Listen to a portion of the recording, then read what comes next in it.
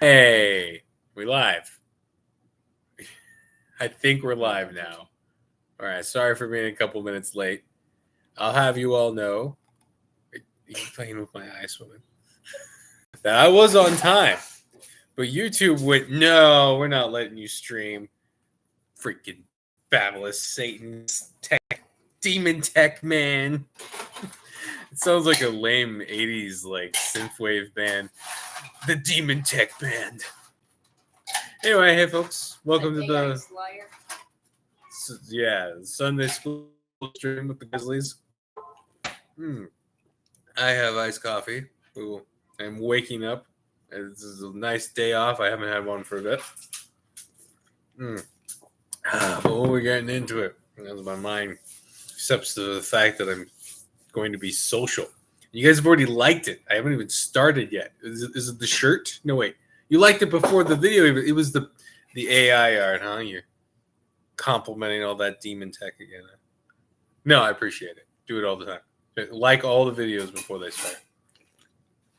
It feeds my ego. I like because of the dog. I know. Skydog is only here for the dog. Now, the best part is Skydog. Nobody knows why I call you Skydog, and we're going to keep it that way. Because you're Anthony on here. Feels weird, man. I don't know how long a man should wait. Probably not too much longer. We should probably hop back in.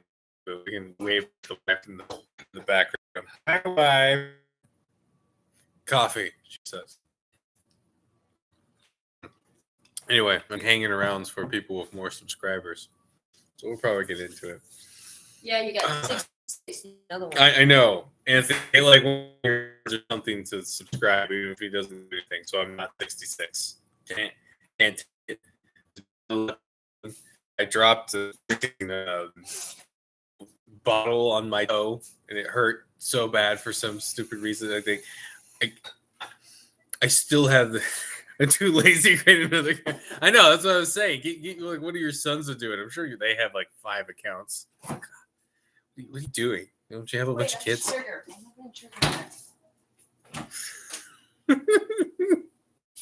You're going crazy. Wife's going nuts. I'm trying to break my toe on a bottle of all things. He's 6.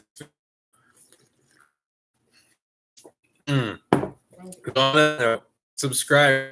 I the strike hits my channel or something. But I asked them to do questions. They call me a boomer. It's a small sacrifice, okay? I call myself a boomer ironically every day. The lack of, I think. Anyway, for all those billions of people who are going to watch later, we should probably get started. Yeah. So, did I actually do the thing that says actually live now? Here, world, I'm live. I'm doing that bear app. Yeah, you do bear app. You do. Now who's the slow one left? I'm not the boomer today, baby. I have a broken toe, but I'm not a boomer. It's not broken. You're fine. You're stained and disgusting. Yeah, there's a giant red pool of blood happened the last time that toe was slammed by a bottle. Well? It was a bottle. Except that time it was thrown enraged by a toddler. It was square in the toe, and blood pooled under there, and I never got the blood and stained ever since.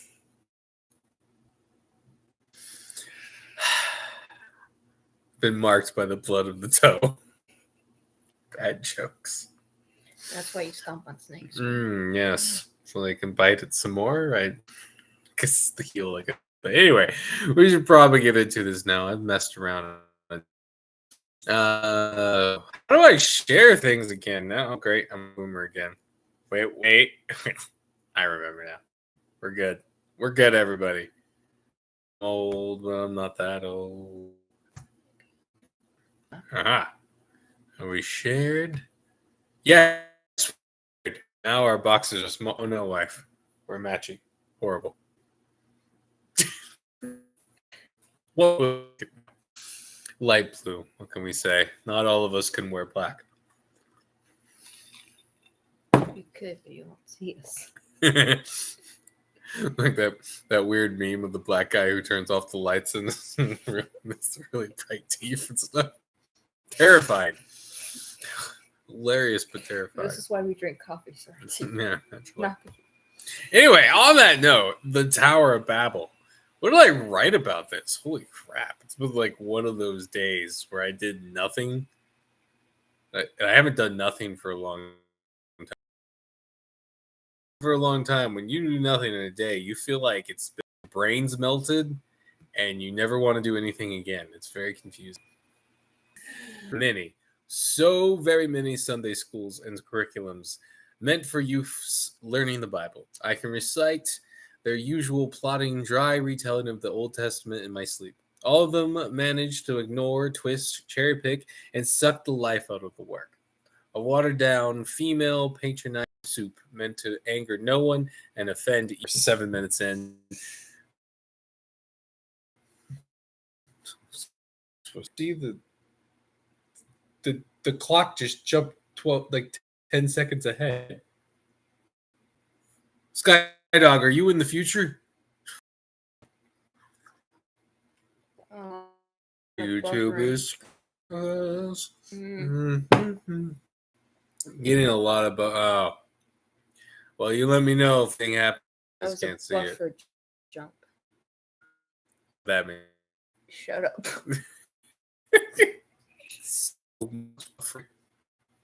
It's this damn Florida internet, man. I can't make it work to save my life. We don't want you to come to us. Lord, 1 mile too far. Yeah. The actual internet around here, you know, with the wire and all that, like 1 mile that way, but they didn't do our street. Did the airport beyond us that was farther than us, but didn't do our street. So we have a crappy cell phone internet box, and what is I'm so sorry. That's that's right. The female Discord female group. Discord. Terrifying. RSG females, not so bad. It's not so bad, but Anyway, so we should probably get into it. So there's so much buffing going on now. I'm not even going to try to make that lame joke. We're going to get into it. So, how many of you guys have been to a Sunday school lesson as a kid and been bored out of your ever-loving mind? Everyone. You little old lady, second grade teacher type, teaching you the same stuff over and over again, and you know the answer is Jesus. That's my favorite joke I've ever heard. No, I'm sure I've heard other ones I like more, but one of my ones came from a pastor my dad was begging from, and he was a missionary. They do that, and it goes Sunday school, and the teacher wanted to throw them a curveball, so she gave them a pamphlet of paper describing a squirrel, and it said something about like a bushy tail and nuts and all that kind of business. Don't get your mind out of there. And then the teacher looks to one of the boys in the class and goes, "So, what's being described in the paper?" And the kid sounds like a squirrel, but this is Sunday school, so I'm going to guess Jesus. That was a lot more funny in the moment. I'm going to assume laughter. My wife's already heard that one times. But it's funny because it's true. The amount of boring youth groups, Sunday school classes. I remember I tend to put wrenches in certain things. This is why I get kicked out of time, I'm sure. But when I was a middle schooler, there was this time I was in a youth group, California. No one knew who I was. I didn't know any of them, and I kept it that way, let me tell you. I was in the States for only a year. And but there was one Sunday, the youth pastor comes up and says, "Okay, I want you to put questions about life and God in a hat, and I want it to be anonymous, and you put it up here." Are you emulating me right now? No, I'm not. Get your butt back over here. This is entertaining. Anyway. I'm not.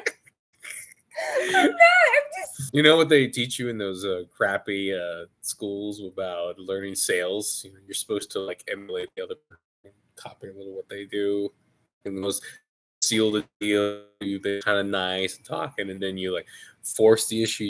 You do that I thing. didn't know you were gonna wear blue. I just found a blue tank top. I didn't know you're. Who's the woman in this relationship? Man, she makes me sound like quite the bitch. What Harry would too at that.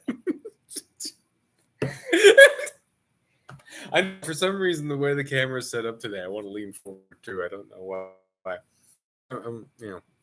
Okay, moving. Anyway, apparently we're in the future. Anyway, we're buffing. I know my head's nice and shiny. Tell YouTube to stop making it, stop buffing my head. Oh God, that was a weird one. Sunday school, boring.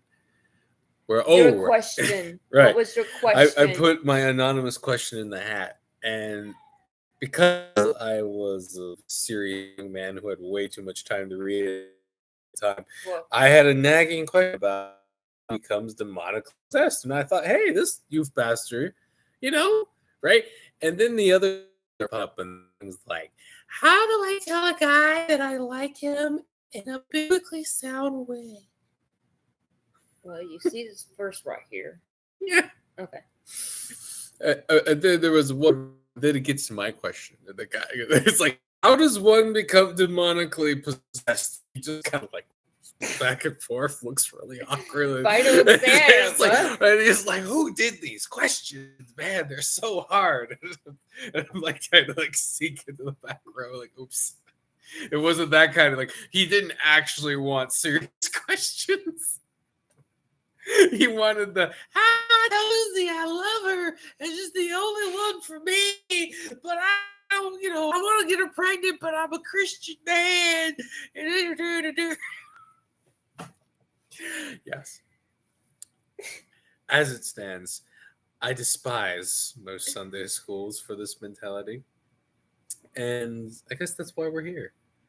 But that was a long transition to point out how much the feminization of Sunday schools and just the draining of all life out of them because of avoiding any sort of subject that might anger some minority or second grade teacher woman who's in charge of some board somewhere in some church, right? You can't really get into the more awkward stories like the time that guy raped, I think it was it Jacob? Yeah, it was Jacob's daughter, and then says, "Yo, I like her, I'm gonna marry her," and then Jacob being scared because there was a lot of them like said, "Okay, fine, but you all have to cut off the tips of your penises," and they do, and then kill them all. When they're recovering from cutting off a piece of their dick, come and kill them all in their sleep while like recovering from the surgery. And Jake goes, what do you guys do? They're like, the surrounding towns are gonna kill us, and they just answer with our sister like a prostitute, and that was that. And nobody else tried to kill him. It was very entertaining. No, you can't get into those stories in Sunday school. Especially not a second grade teacher. And you may think, oh, kids shouldn't hear that. And my answer to that is the only way you get young men and boys particularly interested in anything, what do you got to do? All you got to do is look at their like entertainment. What's the thing they love? They love Godzilla. They love like Power Rangers and stuff like that. They want something to get smacked. They want some hot chick on there that they don't completely understand yet why they like hot chicks, but they want them on there, right? They want blood, guts, action, stabbing, something. And there's so much of that in the Bible. It's a crying shame that no one is brave enough to use it with young kids to get their attention. Well, nowadays you get people like my cousin's son who can't even handle the story of David and Goliath. Goliath getting his head chopped off. I saw that. Yeah. Punk. Skydog, you're confused. I meant, but you know what? I'll take it. I don't care. I'm gonna laugh if YouTube's figured it out anyway. I'm entertained. What are you trying to do to me now? I'm not doing anything. You guys are messing with our numbers and my confusion. No, I think he's trying to just increase the stream for some reason stream. No, it's the subscriber count. Skydogs. Skydogs. Skydogs.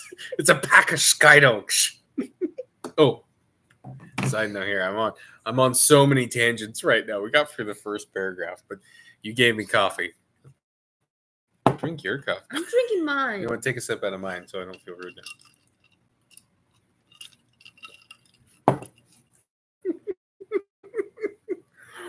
What the heck is going wrong with me? I got a like for being an ass to you. I would like to point that out. And what did I do? I'll do it again.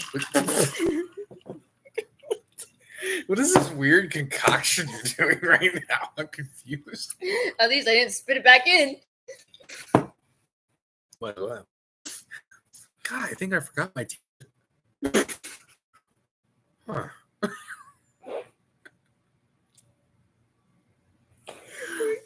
Woo, too much coffee. Okay, you know what? As much as I like that thing, I'll save it for another stream. We're getting a lot of these to get I through. almost had coffee go through my nose. That would have been exciting. That would have been disturbing. Anyway. Yeah. I think Sunday school. When we were doing our Sunday school, and these were mostly girls, teenage girls, by the way. And, well, I guess they looked teenage, but most of them were actually like late elementary. It was very strange. They were maturing too fast. Well, yeah. And as I understand, some of them from the divorcee families were maturing too fast. The other ones, the two main ones that you're thinking, they were freshmen, sophomore. Point is, they looked way older. They looked way older. It's very confusing. And that's actually a thing. If most people don't know, a lot of when young girls aren't around a father figure of some kind, they're like a proper father figure. Well, no, just a male. In general. In general, because it's a chemical thing. Like literally, dudes apparently, older men give off a chemical that calms women down when they're young and they're going through puberty. It stops puberty from kicking in if they're not and not in a bad way, like it gives it more time to grow, but the body automatically goes through puberty faster when there's not a male around. So if a male's acting gamma, it does the exact opposite. I mean, I don't know if gammas give off different chemicals. We're dealing with pheromones and weird bodily functions right now. I don't. This is Poison Ivy and Batman right now. Holy Batman! Anyway, and so I strongly suspect, and since those people treated me terribly and kicked my kids out of their church and all the rest, I don't really feel like covering for them. And so I'll be honest, and I suspect that those girls were maturing extra fast because of the horrible situation in their homes and the lack of father figures, and the father figures that were there being very non-existent or very strange. Or being the fourth one that wasn't doing too good. And basically, you could see where, or whatever genetic function he put in us that eventually formed, why it was useful for a woman to go through puberty faster if there's no man around to help. There's a starvation issue in there somewhere. I don't know if you know. Oddly enough, my wife coming because of the situation in her home life. Not to put you on the spot. But didn't you have your period really early? I had it early. Yeah. Way early. You know what? I didn't mean to talk about that. But you get the part right, bro. We're talking puberty. Stay right there. I'll be back. It was like Nobody told me what was happening. Well, you shouldn't have had to know about it for another 3 or 4 years, to be honest. True. Yeah, It's so. like they shouldn't just leave me in the bathroom. Anyway. Sorry. So, those girls actually found all the violence in the Bible fascinating and dragging them in. That's true. Yeah, I made it a joke. Like every time after we went through the story of Ehud, which we get in there too. You know, it's the guy you they might were have. always saying, "Yeah, the fat guy." No, it was the stab. They were always excited about it. I'd bring, and every time there was violence, I'd say, "They stab," and they'd all get excited and start making it great. You know, I don't think that's why we were kicked out of church. We're talking. I did that for like 2 years, and they didn't care. They didn't care at all. We were like kicked out at the time we were talking about spiritual warfare and other. It's 21 minutes. I need to get started. Oh, it's Snuggle. Hey, my co-host. Yes. Has been yes. Don't get on the table. What are you talking? Okay. Oh no. Well, okay. Yes. Let's read it together. Okay. If any remember what we're talking about, Tower of Babel. For most of you who have been raised in Christian homes, I'm sure you felt similar to me when I was a child first reading these stories. It's just another narrative about a bunch of rubes who thought they could beat God, whose plans aborted when their lives were confused. That's it. Finished and done. Maybe the teacher makes you draw.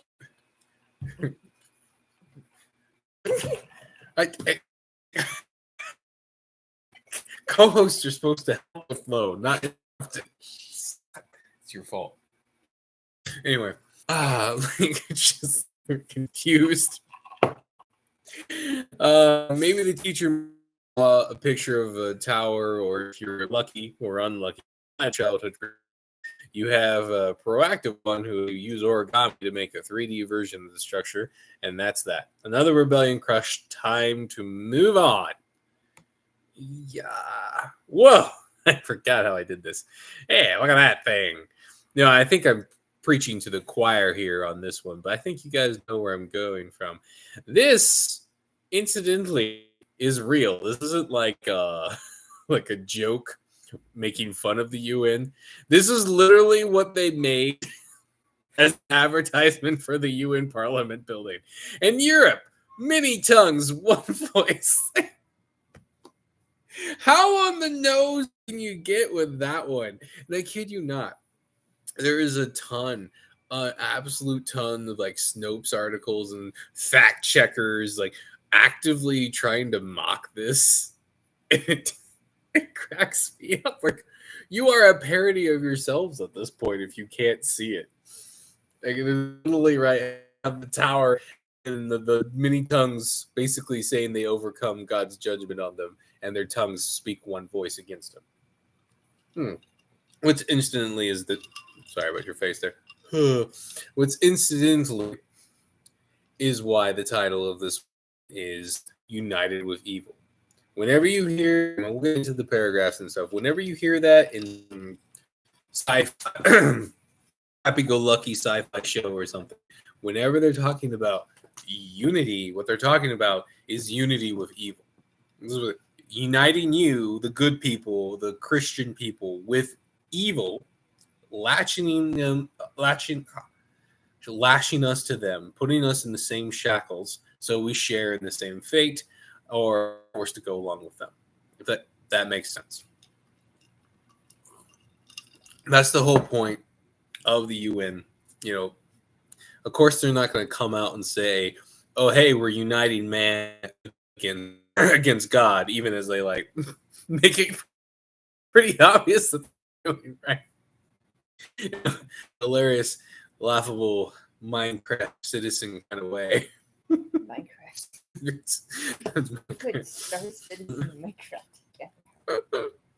I particularly enjoyed when I was doing a little read for this, all these guys who would say things like, "We don't know what the Tower of Babel looked like, but incidentally, yes, the Parliament building does look like what we think maybe the Tower of Babel looks like." And you just think, You're, these nitwit types, I don't know how to handle them sometimes.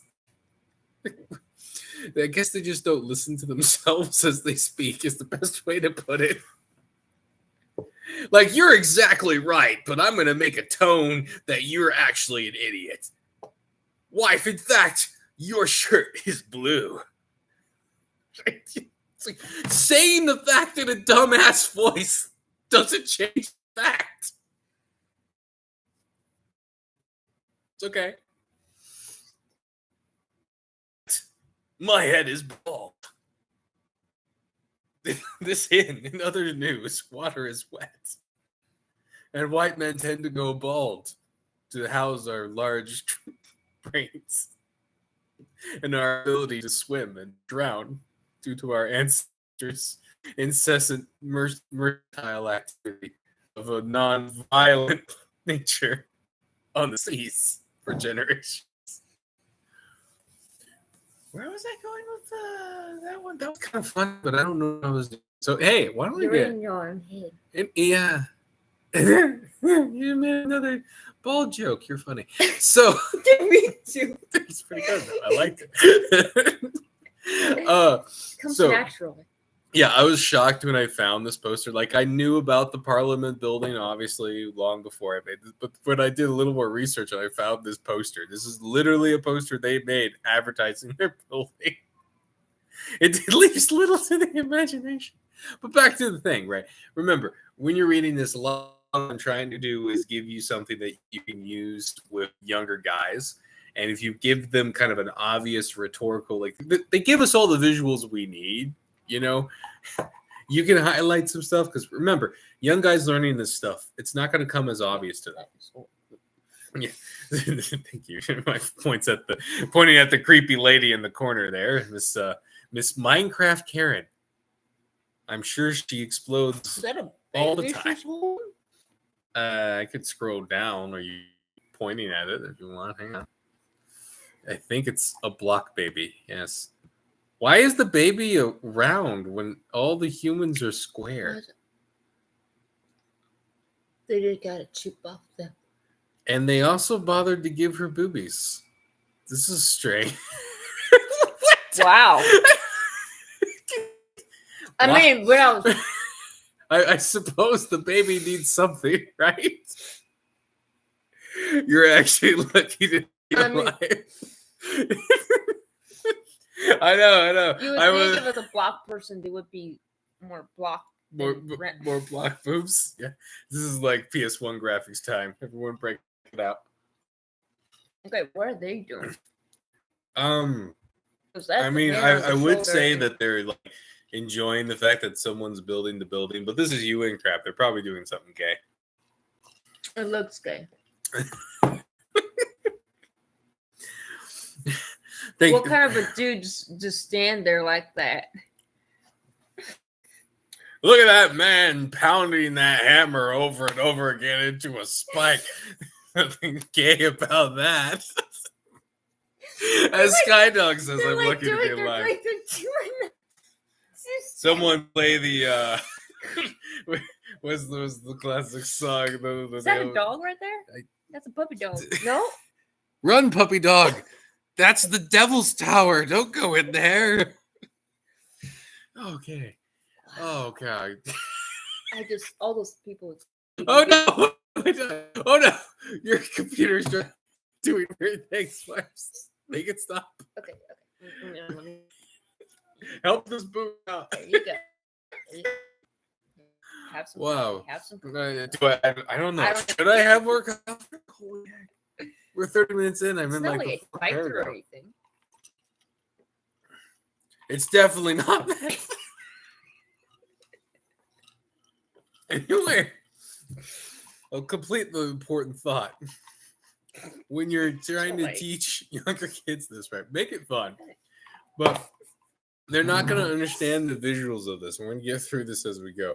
My wife is currently puking in the corner. That's totally normal. It's an ice cube. It slid. I'm going to keep scrolling. Right. Oh, recognize this? Yes, the UN Parliament building, specifically a poster advertising the structure. Now, here's a picture of a ziggurat, or the style of tower that is suspected by ziggurat that is suspected by scholars to be what the Tower of Babel would have been shaped as. Oops, I should have put the ziggurat first. Oh well. Yeah, here's the Parliament building. Very, very nice. What is that? Oh no, don't worry. We'll get into the really weird statue in front of this thing in a minute. And then there's the ziggurats. Yes. Look, it's funny to me. Like you could make an argument, right, that this building, though similar, right, with the whole circular design and the construction going up the same side in the painting, right? But yeah, it's a little coincidental. In fact, this building, the Parliament building, to me, yeah, but it looks more like the Colosseum to me. Like maybe they were emulating the Colosseum, which would be funny given the circumstances, right? But then when you look at the poster advertising the building, it gets a little more detail, eh? Like, right? Da-da. And then they make sure you know what they're referencing, right? It's not just, oh, it could be the Colosseum. No. They want you to know that they're referencing this painting right here. Right? There's no mistaking that they're referencing that. You even have like the inner layers being built. Yeah, and the inner layers are being built up in the same exact way with the central tower, right? Yeah. There's no getting around that one, baby. Are there people dancing? Though there are people in the foreground around blocks. What is she doing? Is that a beggar? Well, I mean, I don't know. This is a medieval painting, so we roll. So, roll. Shut up! You're so distracting. But you're making this fun, so maybe you don't. Oh man! And yes, I am very lucky to be alive, Skydog, given how long it takes me to read comments. You already read that. Did I? Well, maybe that's why I survived. Like, my ancestor was out of the boat. Someone said, your line is loose. He's like, I got it. But I didn't actually check. He didn't actually check his line. And then he did it like 10 minutes later and go, oh, shit, I need to check my line, right? And then the guy next to him drowned because he didn't check his line. And he was like, well, in a storm, I should say. You know how they tie ropes around themselves in a storm sometimes so they wouldn't fall off? Or if they did, they could be dragged back up. Huh? No? Okay. Anyway, I just find it so humorous. Like, because it doesn't actually matter if this is what the Tower of Babel actually looks like, right? The fact is they're referencing the painting, the idea of the Tower of Babel. Whether it looked like that or something else is besides the point. They were referencing the concept very purposely for their imagery to make it say, hey, look, new Tower of Babel. And then, just in case you didn't get it, right? There's the Lego movie. Yeah. Another time.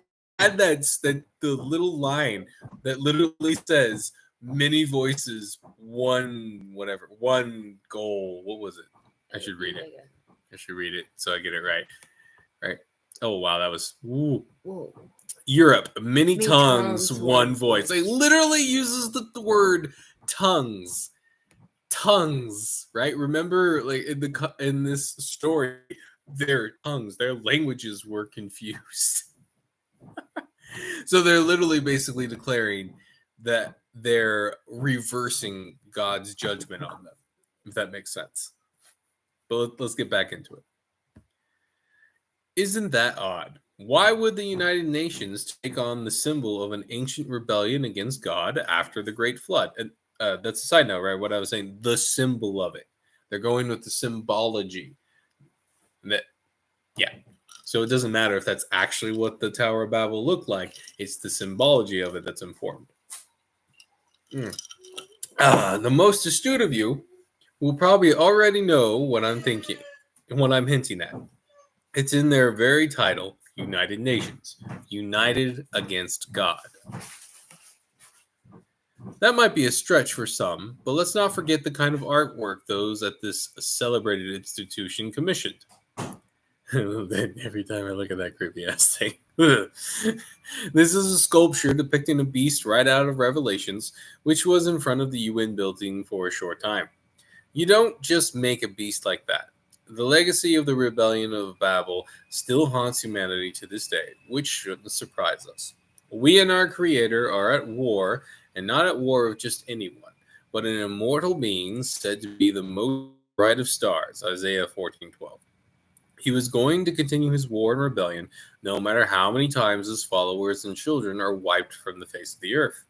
So we see the hint of what Vox Day refers to as the empire that never died, an empire that exists in the shadows of our history, subverting God's will and trying to recreate Babel all over again.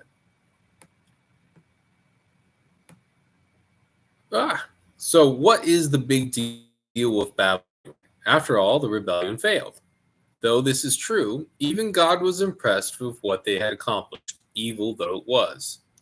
Then they said, "Come, let us build ourselves a city and a tower with its top in the heavens, and let us make a name for ourselves, lest we be dispersed over the face of the whole earth."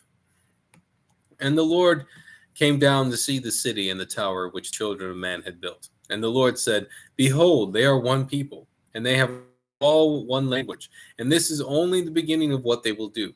And nothing that they propose to do will be impossible for them. Come, let us go down and there confuse their languages so that they may not understand one another's speech." So the Lord dispersed them from there over the face of the earth, and they left off building the city. Therefore, its name was called Babel, because there the Lord confused the languages of all the earth, and from there the Lord dispersed them over the face of the earth. Genesis 11:4 and through 9. This isn't God praising them any more than the Jews seeing the Roman earth ramps rising steadily to their walls, expressing amazement. This is what has our enemies so focused on this rebellion. It was the closest to succeeding and turning all of humanity against the Almighty and the kingdom of heaven. As God says himself, nothing that they propose to do will now be impossible for them. A chilling statement given the express goals of our enemies littered throughout our culture, from the anti-reality police and the tranny movements to the mass human sacrifice edifice, both in abortion and their hideaways, such as Epstein Island or Bohemian Grove.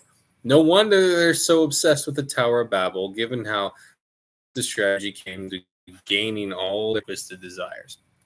Funny about this too, originally, I wanted to include this Brussels, Belgium castle that had a similar Epstein affair that was almost brought out to the public light. And man, they've been really covering that stuff up. It was hard to find information on it. Hard enough that I wasn't sure if I was finding the right information. Changes the Bohemian Grove last minute. Look, I thought you talked about that before. I have. And it was a lot easier to research before.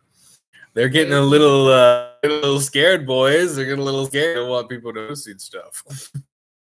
Too late. Yeah, I'm late, bitches. The funny thing about that one too, I don't know if this was me losing my mind, if it was a different castle and they just scrubbed the internet hard enough I couldn't find it yet, or if it was a Weinstein instead of an Epstein. But I remember it was an Epstein. Basically, there was a guy providing like Epstein, providing the children at this Belgium castle for the elites to essentially do the most dangerous game. If you don't know what that is, it's hunting humans out in the woods around the castle. And the survivor witnesses were coming forward saying that was what happened. And this guy, just before he was to take the stand, mysteriously died in his cell as well. Now, I remembered his name was Epstein, but when I was researching again, it was Weinstein. I mean, both sort of a suspicious situation, if you know what I mean. But, Epstein would have been even more suspicious. I got to do more research on that before I bring it up again, because I want to make sure I get the facts right. Because, it's one of those things, even though it is literally a factual event that you can look up. Look it up in your past videos.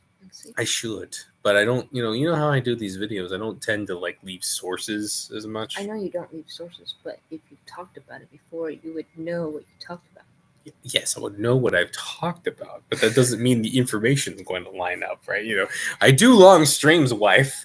I don't have time to make sure everything I say is 100% factual. Like it might have, I might have remembered something a little differently.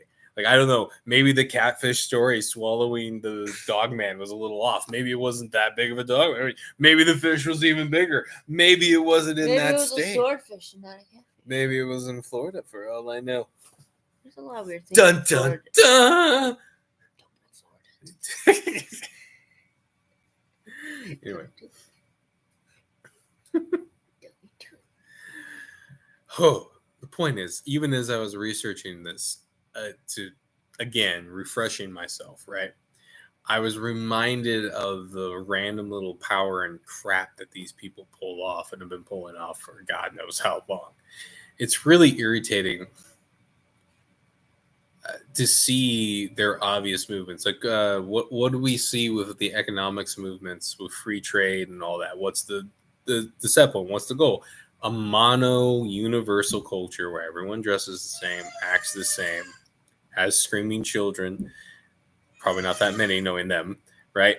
And all kind of speak one mono language. Well, what are they trying to emulate there? What's the point of that creation? Oh, the point of that is global domination and another Babel event.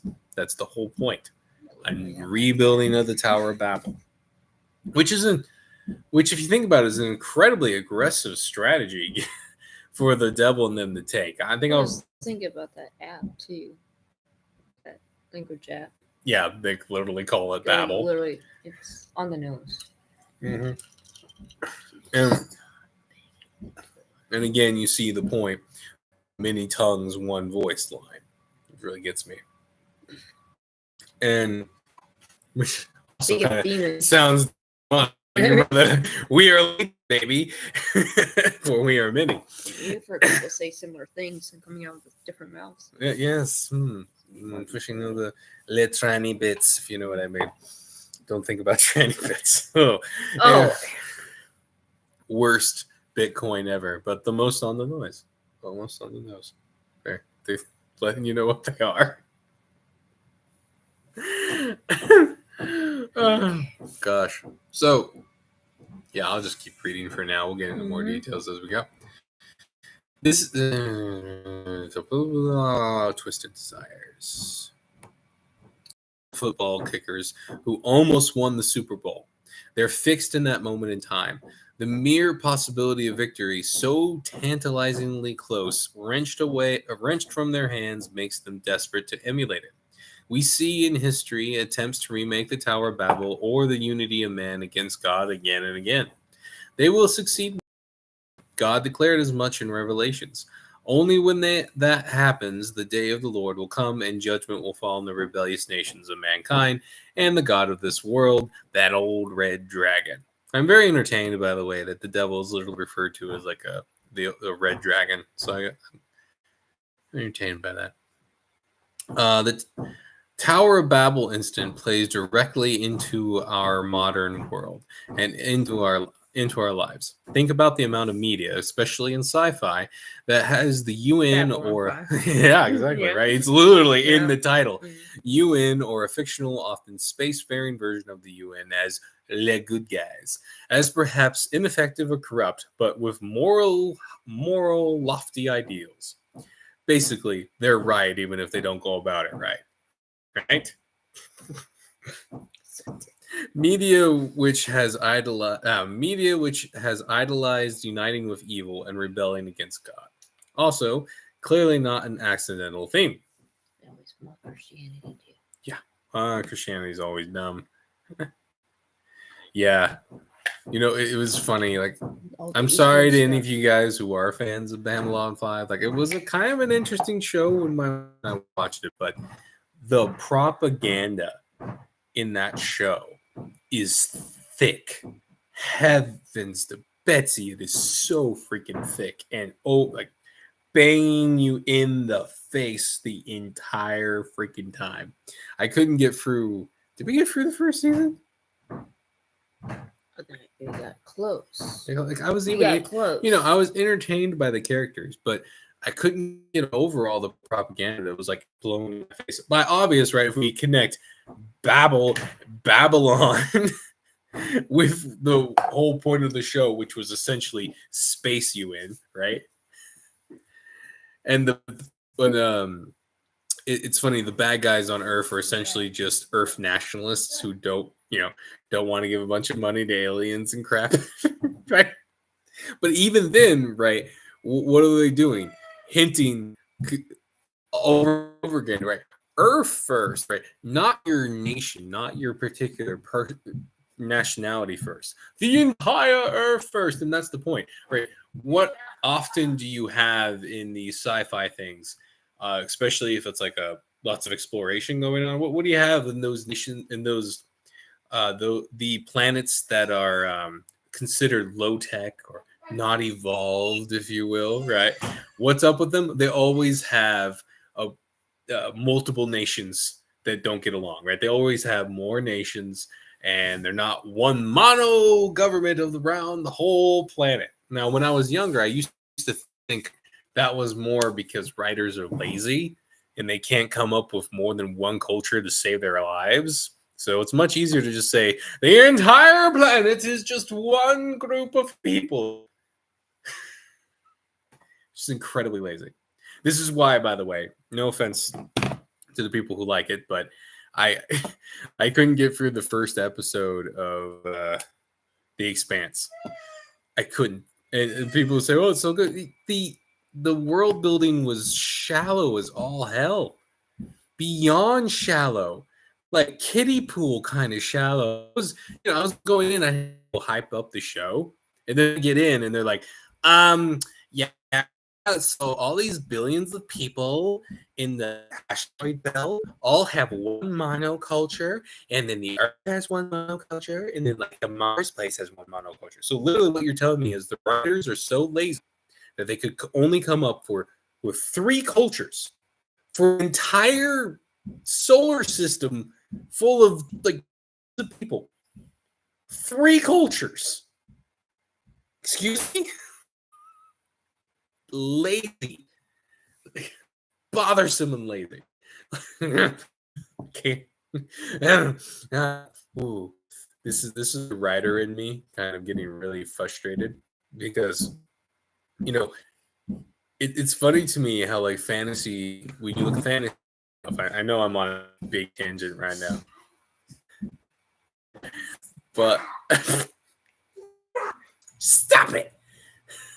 Fantasy, like the classic course is Lord of the Rings, but even those emulating Lord of the Rings, like how many different nationalities and factions are all in Middle Earth, right? Earth isn't the entire planet, if you will, or the entire world. It's one continent, one part. Like you have the Harad and all these references, like the farther western reaches that you never go to, and all the rest.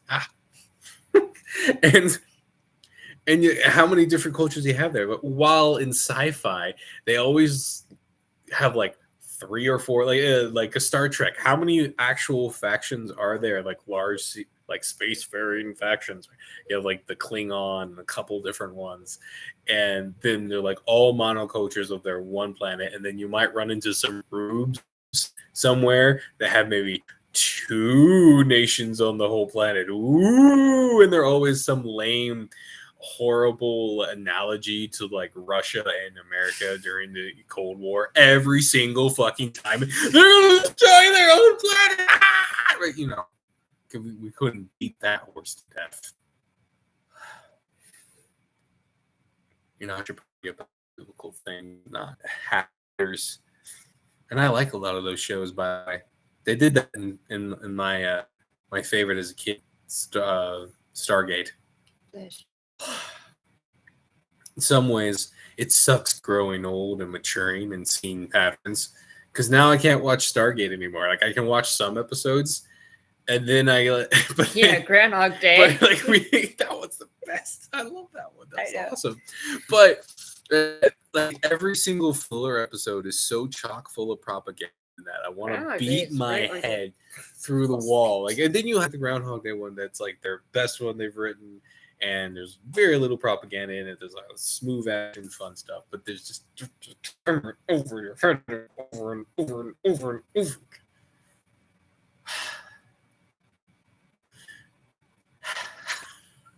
Anyway, that's the yeah. Hey, Rafi, that's what I need to get. I'm just banging the imaginary head against the wall.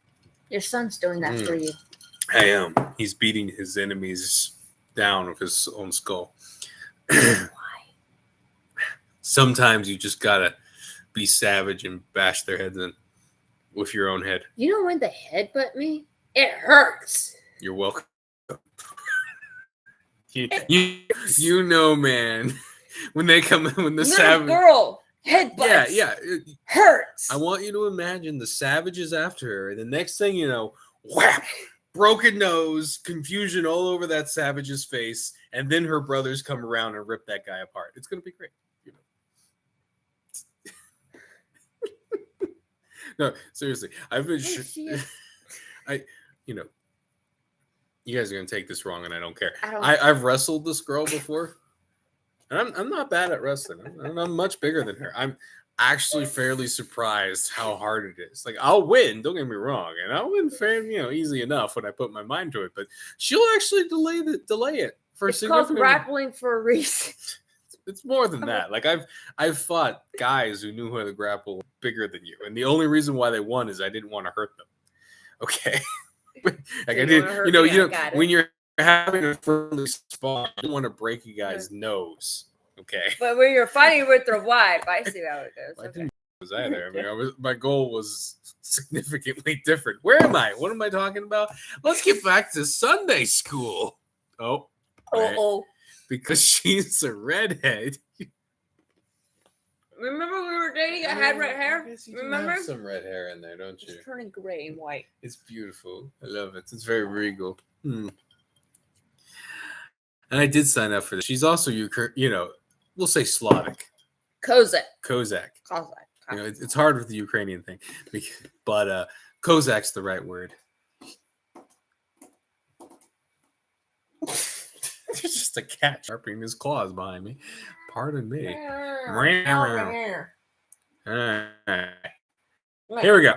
This is one of the major problems with the kind of Christianity. We are at war. Making peace with an enemy set on destroying us only ensures that we don't fight them when they come to the earth. Don't be a babble cat. Anyway. You'll crap in your mouth. Making peace with God's enemies unites you with evil and thus with rebellion against God. This is why one way or another you will pick a side. If you try to walk the line between the light of heaven and the fires of hell, then you have already fallen into the pit, because the devil never plays fair. He will drag you to hell with him by force the second you stop fighting him and lose the protection of God. Now, we'll get more and more into this with the Israelites, right?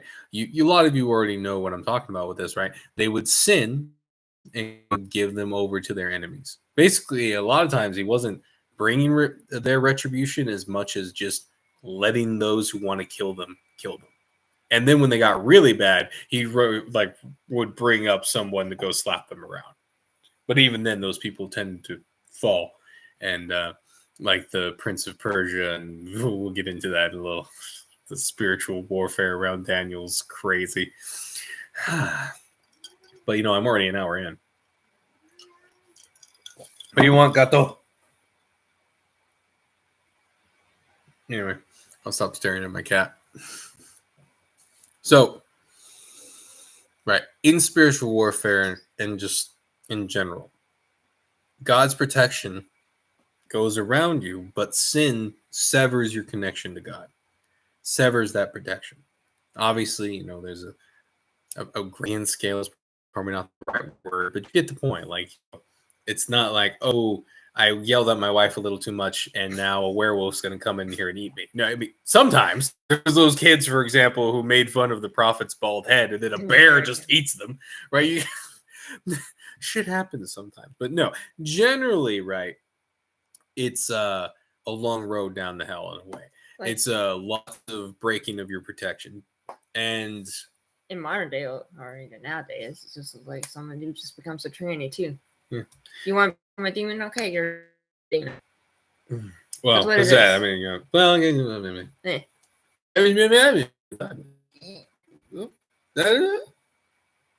Anyway, so And being the image of God, then you're not him. it's true. Still there. You're a demon. And the joke is, even when they die, their bones still have the image of God. It's not like they changed that part. Yeah. You know? Yeah, man. Yeah, man. Stop it. But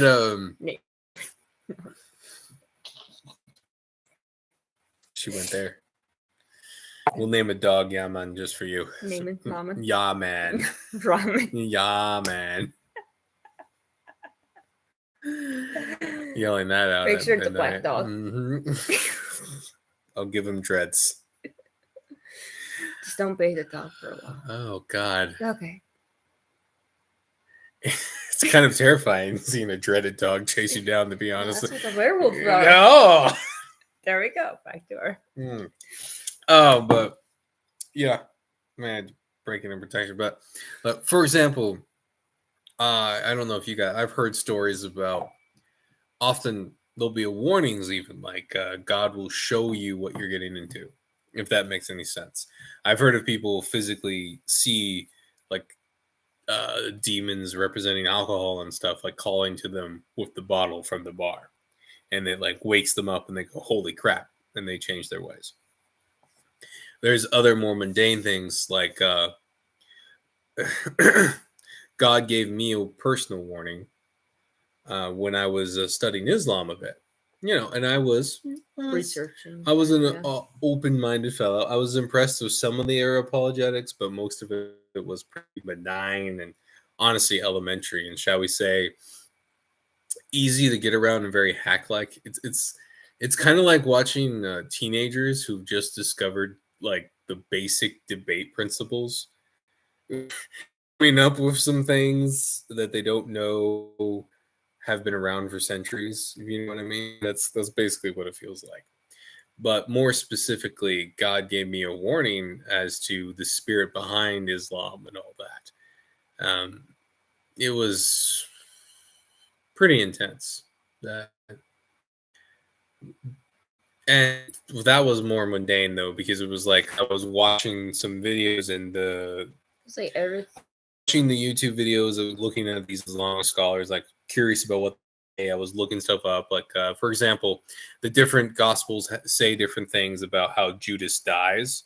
And, I could get into this, but it's a complicated answer, but it's a simple answer.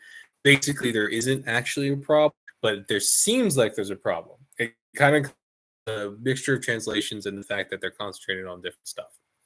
It's something that in the day you wouldn't have been confused about if you were a Jew in the that Roman era and all that, but for everybody else, it would have been really confusing.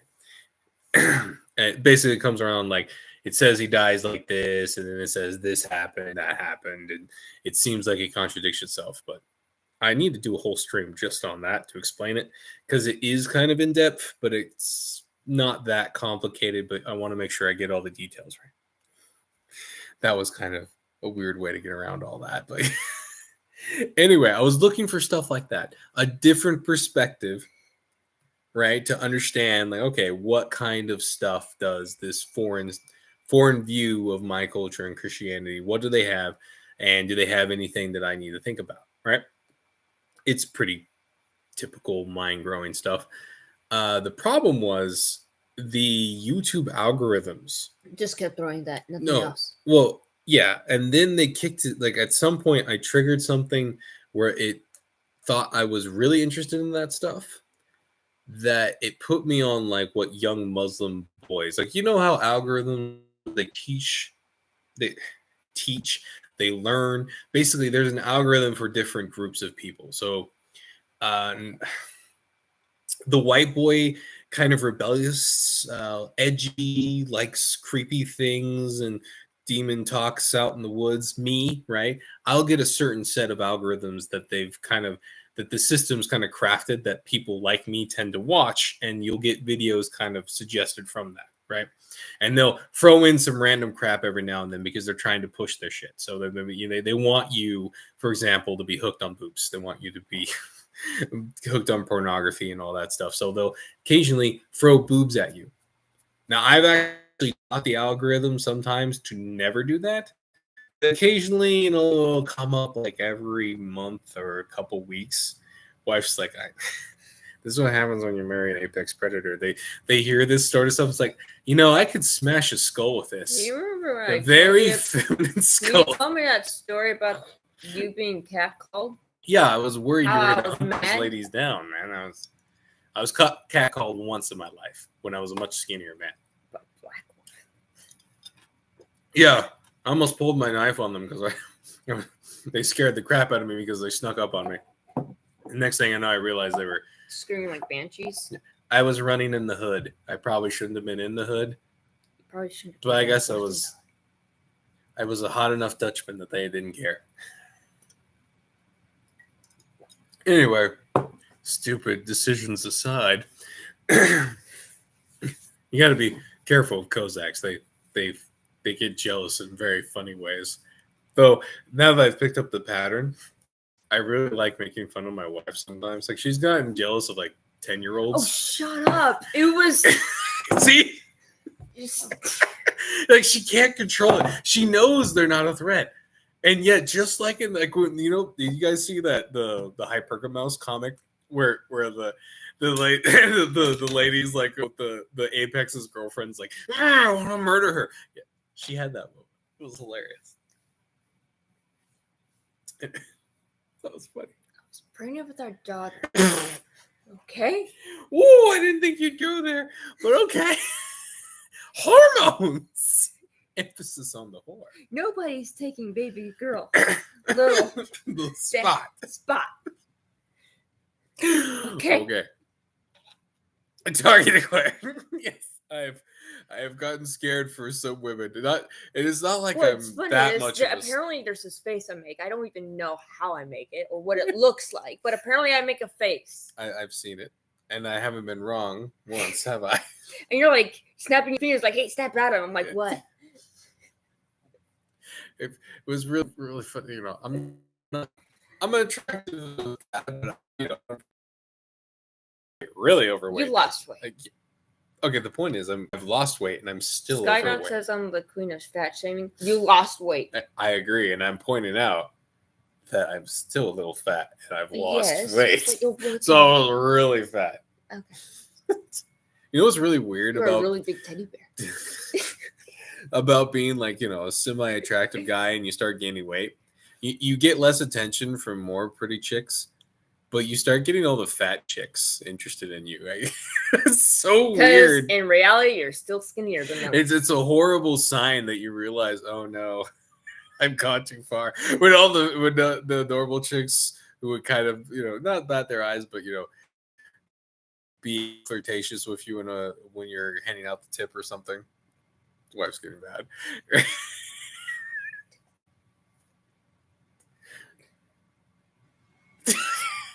You're gonna remind me of the time that I miscalculated and gave a $12 tip. That was a honeymoon, dear. She wasn't flirting with us though. No, she wasn't. She hated us. She wanted us. She wanted us out. I wanted to give her really happy when you gave her a $12 tip. I accidentally mixed a 10 in with my. We were in Mexico, babe. I thought I gave her $3. I didn't realize there was a 10 in there. 3 times 4. I didn't realize there was a 10. I was actually trying to underchange her because I didn't like her service. I didn't like her service, and I was trying to underchange her. It was disgusting. That was horrible. Like Tex-Mex is spicy. Tex-Mex had more flavor. No. Mexican food is bland. Well, that one in particular. Yeah, it's for the boomers. Boomers And the cruises. If you're thinking about the really nice, there's the version of Mexican food that like melts your mouth, but really doesn't have much flavor. That's the when they're like just popping jalapenos with some sweet stuff in it in their mouths. Yeah, it's called crack. There's the more flavorful mixture one. That's more California if you will. You know, like those really nice fish tacos that you're thinking about in your head. California. Yo. I miss that shit. And there's like the hillbilly Mexican, which I know that some people is repeating themselves, but like the deep mountain Mexican whose food is extremely bland, like their Aztec, like their Aztec ancestors. It tastes like crap. Oh man. I should probably get back to the lesson. This tangent's gone really far. I don't think I completed a tangent. I'm going to re-listen to this and go, oh, crap, I never finished that thought. Oh. Anyway. Excuse me. It's the coffee. I can't keep coffee. Okay. Man, it's not like you lose the protection. Right. I think it was something important to do with that I never completed my concept of. But right, just in case I need to go over it again, right? I did. I finished that thought. We're fine. Think about an occupied town during war. Let's say the city is acquired by her rightful owners. Are the collaborators and those who refuse to resist the occupying force going to be viewed in a positive light by the liberated army? Did the loyalists to the British Empire receive a nice warm welcome by the new Americans after they won the Revolutionary War? No, in fact, most of them were expelled from the country and all their assets seized. You know, there was no place for Benedict Arnold after that, if you know what I mean, right? This is why it's important that you don't just toe the line, that you're not a useless Christian. You need to be on God's camp and you need to be fighting hard for him, right? You're in occupied territory. You're Robin Hood, which is a fun, they've co-opted Robin Hood. The original story. Yeah, they made it black. Oh God, they did a couple of anyway, the original like stories of Robin Hood was a collection of a different. It was more like a almost like a collective legend. What's the term? Almost like a urban legend. It was all these different stories kind of collected. What was really kind of interesting is Robin Hood was that original Avengers concept where you had a bunch of different side stories, and then there's a story that brings them all together. All these side. Marion had her own series of stories, right? Friar Tuck was his own thing, and then the Robin Hood story was like the Avengers assemble, but medieval style. That's right. That wasn't that unique. That was happening all the way back in the medieval period. So you had all these different legends and stories that being smart. Yeah, all these minstrels would go around talking about these classic stories of these different characters. Little John and Big John. Yeah, Little John, right. And then, so when you're reading like some original Robin Hood, old story stuff, when you get the characters come together in the woods, think of it as this is literally an Avengers assembled moment.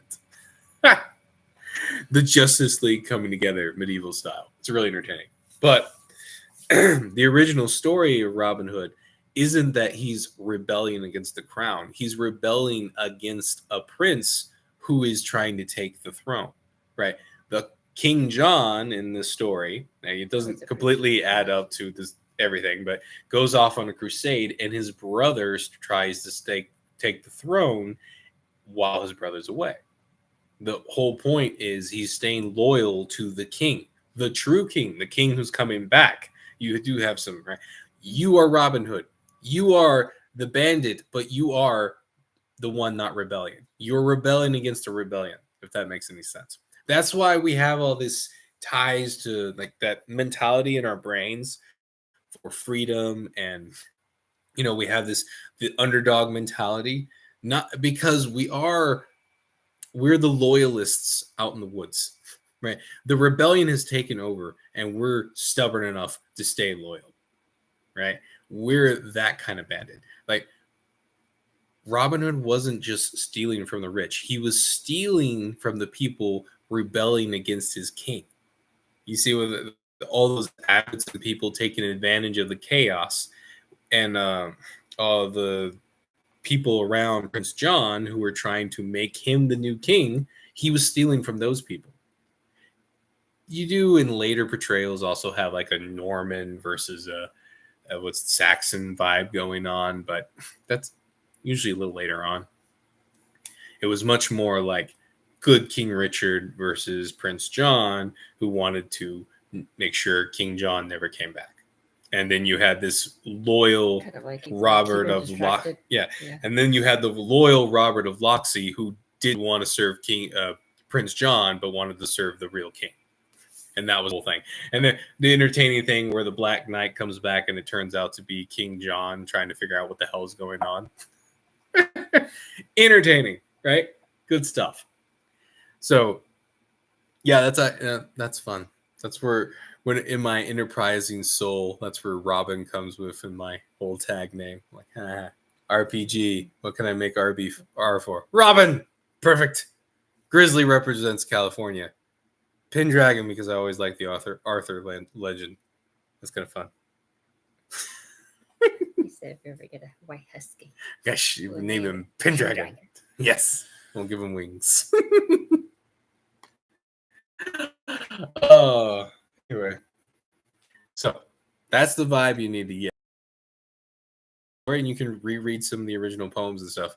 Who does King John reward and who does he attack? Well, who does he rewards Robin Hood? He basically disposes of Prince John. That's kind of how the story goes. All right. So don't be a Sir Guy or a Sheriff in Nottingham. Be like a Little John or something. Like don't get a big head. You know, be one of the side characters. I always liked Scarlet for some reason, even though he died. Maybe that's why I like him. Little Scarlet, he was fun.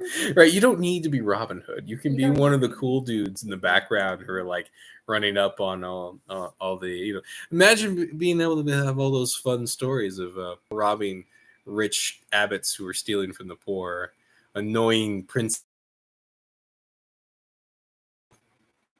think they're invincible,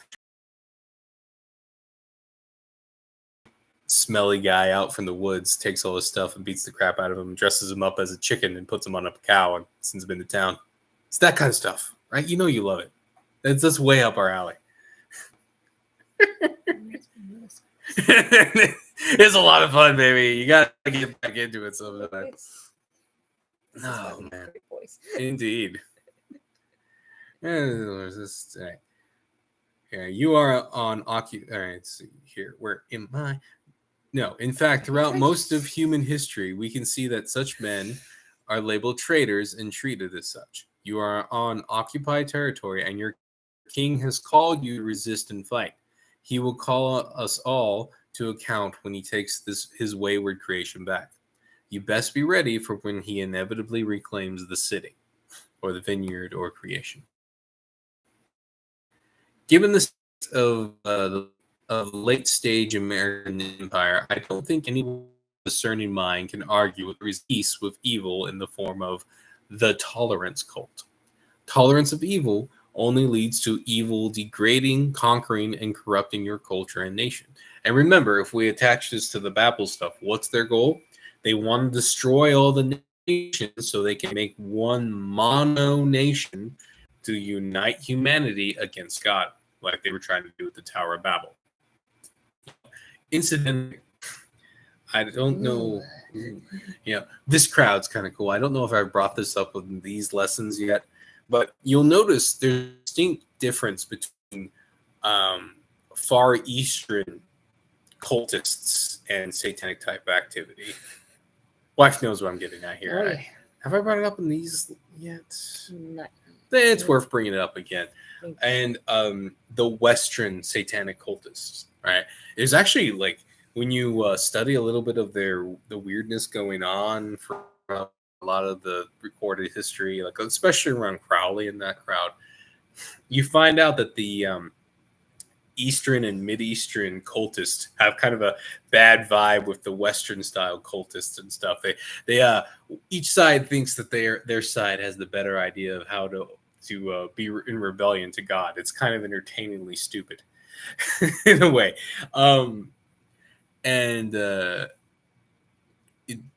The Western style is a lot more aggressive in their attempts to make a Tower of Babel rebellion, like conquer all the earth and turn it against God, right? While the Eastern thought you can see of as much more yin and the yang, right? Balance, right? Balance between the light and the dark. And there's a speck of the light in the dark, and a speck of the dark and the light. Yeah. That was Skydog, though. No, but no. Right. Okay, I've definitely touched on it, but I think it's a little bit of expand it more, repetition. And because this is a big theme throughout these lessons. Because Skydog wasn't there last time. Yeah. Just for you, Skydog. Yeah.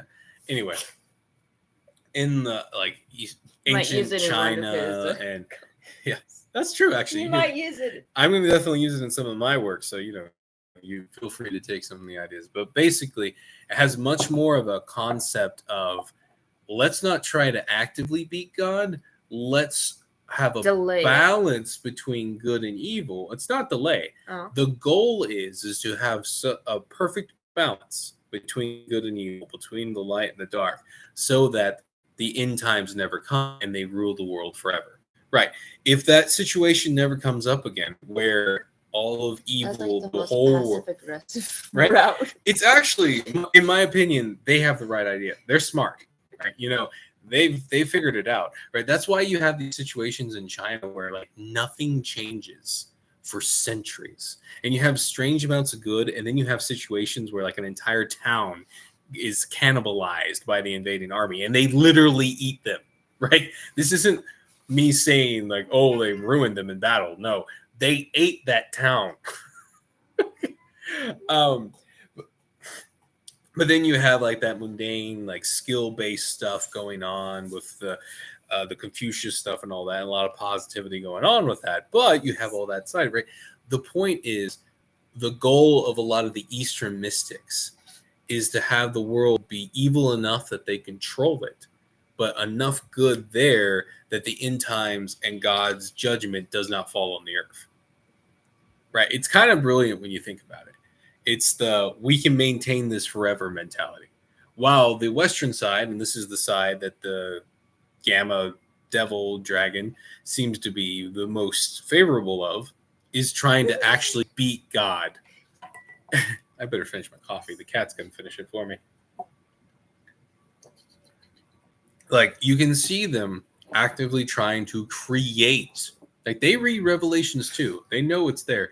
They're actively trying to create it because they think they can win. They think they can make Armageddon push in their favor. So they actively push these situations and try to take over the earth, while the Eastern mystics are much more, let's just balance things out. Incidentally, both sides are evil, though. Particularly the Eastern mystics and Buddhists and all this. A lot of their older concepts of paganism and stuff in there too viewed things like snakes as messengers of the gods. They had this whole concept of these secret enlightened people with two tongues like a snake who can speak two languages at the same time. A lot of that kind of interacted with some of the Western mystics at the time, and there was some shenanigans. That's like Shangri-La and all that crap, right? The mystical Paradise. Holy city in the mountains and Himalayas and all that, right? And so that's like, in my opinion, a more dangerous evil in a lot of ways. It's not as upfront in your face, but they're going to do a lot more evil over time as they try to maintain that balance. So that's why, though there is good in the concept of balance, right? Don't get me wrong. You should have a balanced diet, for example. You should balance your work life with your wife time. It's very important. You shouldn't get a little too caught up in a online war like a certain hubby did today, and get a little caught up making rocket artillery and a cat butt right in everyone's face. Right? That kind of stuff, right? But the concept of balance between good and evil, the light and the dark, at its heart is nonsensical. Because, on a philosophical term, and I know I've brought this up, but it's worth repeating, if you create this balance, and it's a good thing to have the balance, you've automatically created an imbalance, because now it's a good thing is triumphing over evil. So it's a paradox even in of itself. It's stupid. More good is always better. There's no reason to have any evil around. There's no, you don't need any trannies. Okay, it doesn't need to happen. You don't need that shit. It doesn't have to happen. You don't need a balancing out. You don't need to have that voice there, right? You just have good. It's okay. Woo. It's worth repeating though, because we have a lot of, there's a lot of that stuff creeping into our good Christians, or the rebellious loyalists, as I call them, right? The Christians fighting for God. There's a lot of this stuff, a new agey type stuff mixing in, right? And they're laying the framework, these more Eastern mystic styles, for the destruction of our civilizations within a few generations after we become strong again. That's the whole point. That's why they're mixing it in now. That's why you have all these guys who will say a lot of stuff you can agree with, and then the next thing you know, they're doing weird rituals where they're like meditating or something weird, like, full opening themselves up meditation, or like, I believe in spiritual goods and can't quite say Jesus Christ's name, or all this other stuff. Like, they're trying to lay the framework, the foundation, right, for mysticism and controlling the new Christian nations that pop up.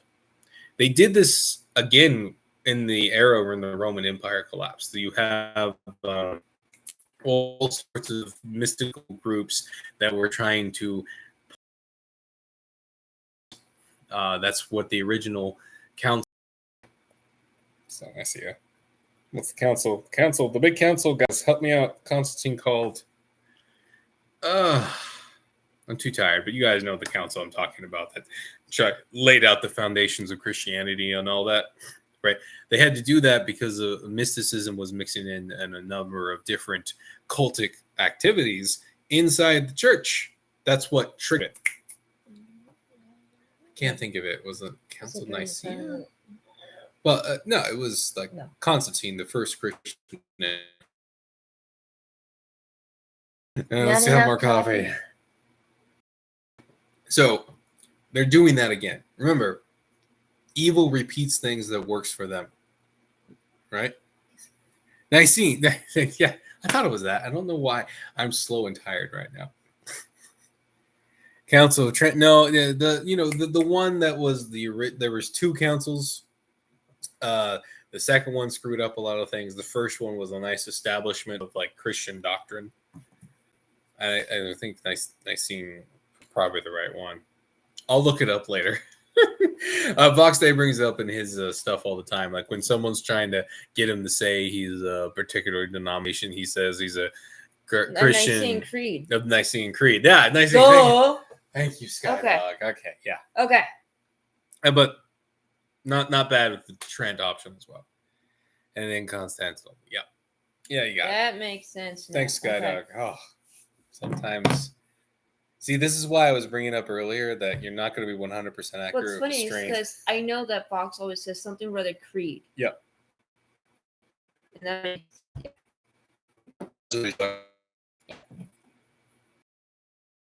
that fucked a lot of stuff up in my opinion. Yeah, that's right. Anyway. But that again is why I feel like this stuff why more of you and not just me should be spreading these ideas and stuff out there, because these foundations are already popping up, and it won't be us who pay the price for it, right? It's going to be a generation or two down the line, or maybe even 5 or 6 generations down, and because it's feeding the foundation, that early rot is probably a more better example, rot in the foundation that allows the tolerance cult to take over again, right? Why are we in this to begin with? Because we were that it was even evil of us to fight evil for whatever reason, right? That's where the Christian tolerance cult gets their crap. And how do you get that? Well, you get this concept of, oh, a little bit of truth and all the different ideologies and all the rest and blah, blah, blah, blah, blah. You know, the not being able to look at the evil in these cultures and seeing it for evil that it is.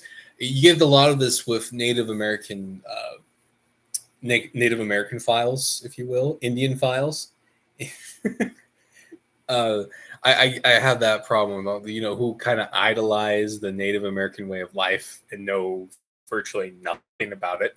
You guys probably been in a stream or two where I've bashed Native American cultures and pointed out that they are quite literally worshiping demons, and very forcibly so. The Cherokee, I just did a little thing. This always comes up. I'm studying. Bunny Man. Yeah, this is where it came from. Yeah, this is the very stream. The Bunny Man, which is a really creepy story, by the way. The real stuff, we're talking like kids disappear and pop up dead, strung up on the Bunny Man bridge. That's not a conspiracy theory. That's not an urban legend. It's a real event that happened. 3 kids disappear in this town and pop up hung dead under a freaking bridge that's known as the Bunny Man Bridge. And freaky, weird, what the... Grab your shotguns and your pitchfork, bitches. Yeah. You know those people that always carry like rabbit's foot? Is there any attention to that or no? I don't know. Like, for example, something I've brought up in a previous stream as well is the fact that a lot of entities, like you heard about the Easter Bunny, right? Yeah. And it's always weird and creepy. Why is he always with clowns? Well, why like clowns is it always pushed on children? Yeah. And then the Easter Bunny pushed on children. So is there something going on there? I don't know. And again, I had one stream on that I listened to. I gotta do my own research. Was that today? That was today, because oh my god. Because I remember yesterday. It was last night last night I saw something on your screen, right? Yeah. And you saved it for later. That's true. So it was today. When you were playing your game. Yeah, it was. While I was making my rockets. God, I hope I can use those. That's rockets. how long you've been playing your game. Shut up. I thought it was like yesterday now. Oh. It's gonna be yesterday in a couple. I got 15 minutes. Shut up. Well, depending on where you're watching, you got more time than that. Yeah. So that's a complete tangent right there. Okay, so the Bunny Man. Well, in particular, I was bringing up the fact, and another recent thing that I needed when I have time to do some research. Like, there's a very interesting case that I've been hearing that clowns are literal visual are the visual manifestations of certain Nephilim. Yeah, it makes me think of Stephen King and his like, It. Yeah, exactly. Stephen King is very, think about it. Babe, you know in It that the clown is actually a shape-shifting spider from space that comes down on a falling star, a comet. He's Allah! I knew it! If you don't know, the whole story in Islam is Muhammad from the Muhammad Mecca. You know that rock that they circle? It was a rock from the stars that the pagans around there worshipped, and then Muhammad took it over and co-opted it after being told by an angel of light about how Jesus Christ wasn't actually, a son of God, and he needed to go out and correct the Christians and all this other things, right? Conveniently, around this pagan site where a star from heaven fell, which was the usual term for comets. Remember, stars in the Bible represent angels, represent entities in the heavenly court, whatever you want to call it, gods, if you will. The shining eyes, the brightness of the stars, right? We bring up in this lesson the fact that the devil's referred to as like the shiniest star or whatever, right? That imagery in the Bible is always tied into that. So when you have an area where you have a religion that revolves around worshiping a rock in heaven, you have all the in place set up for saying Nephilim, angel setting up a worship around himself. So any entity that looks like an angel in this area, I don't think is much of a stretch to say is probably not a loyal angel of God. That is a fallen angel. Also, given the context of what he created through Muhammad, also that he picked a guy who was about to commit suicide, but then chickened out of committing suicide, like a lot of gammas tend to do, and was also married to an older woman he was using for her money, and little issues there. Also, anyway, the whole story screams Nephilim when you know all those stories from the Bible and all the imagery and symbolism. It screams Nephilim. And now I just realized that it is literally the story of an Allah type thing. He comes down from heaven. He's a shape-shifting spider beast that goes after children that they sacrifice children to stave off of it. Who, though the weird part is he's battling a cosmic turtle. Weird. But you get the point. King based it on the Lovecraft mythos, who was haunted by visions of Nephilim. Worse than that, also, well, that explains also the Islam connection. Because Lovecraft also was part of the guys who based a lot of their stuff off of Islamic rape rituals. No, Islamic cultic stuff. Like, you know how there's the cultic stuff that revolves around Christian. Well, Islam has that too, and it's their mythos and stuff that goes back to a lot of old pagan stuff. Lovecraft, and incidentally, real Satanists like Crowley based a lot of their mysticism and magic stuff off of Islamic things, and hence the connection. And now it makes even more sense. Thank you, Skydog. It literally was just Allah in spider form. If you think about it, a lot of Stephen King's books, he was reveling. Not just reveling, he was... Yeah, and it was also on drugs. Yeah, that's another stream. That is another stream. Because I remember... Chicken that one off for later. Okay.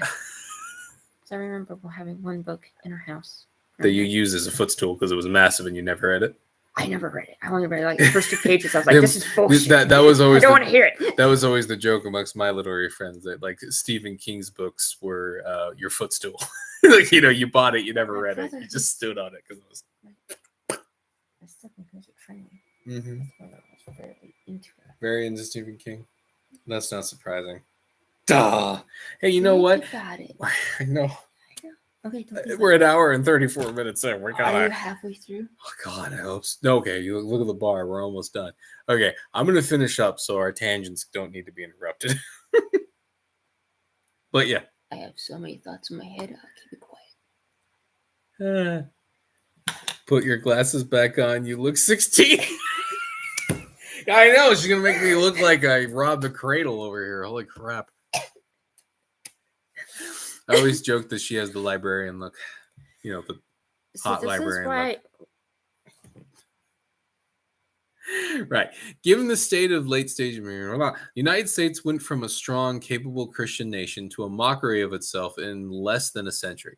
This is the fate of all nations that give in to the legacy of the Tower of Babel, the hidden empire of the dragon and beast destroys everything good it touches. Also, don't trust any civilizations that hold dragons in high regard for obvious reasons.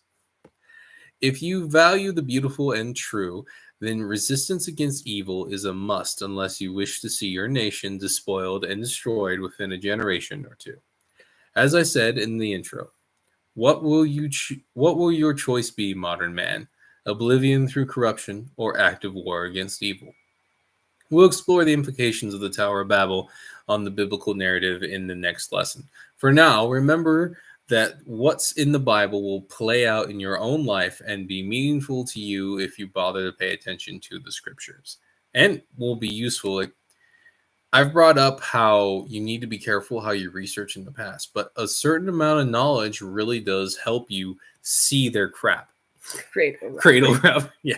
See their crap. Like when I knew enough that when I read the account, or heard the account of Muhammad's inspiration in the desert to the freaky angel thing, I instantly knew it was a demonic encounter because of all the imagery around it.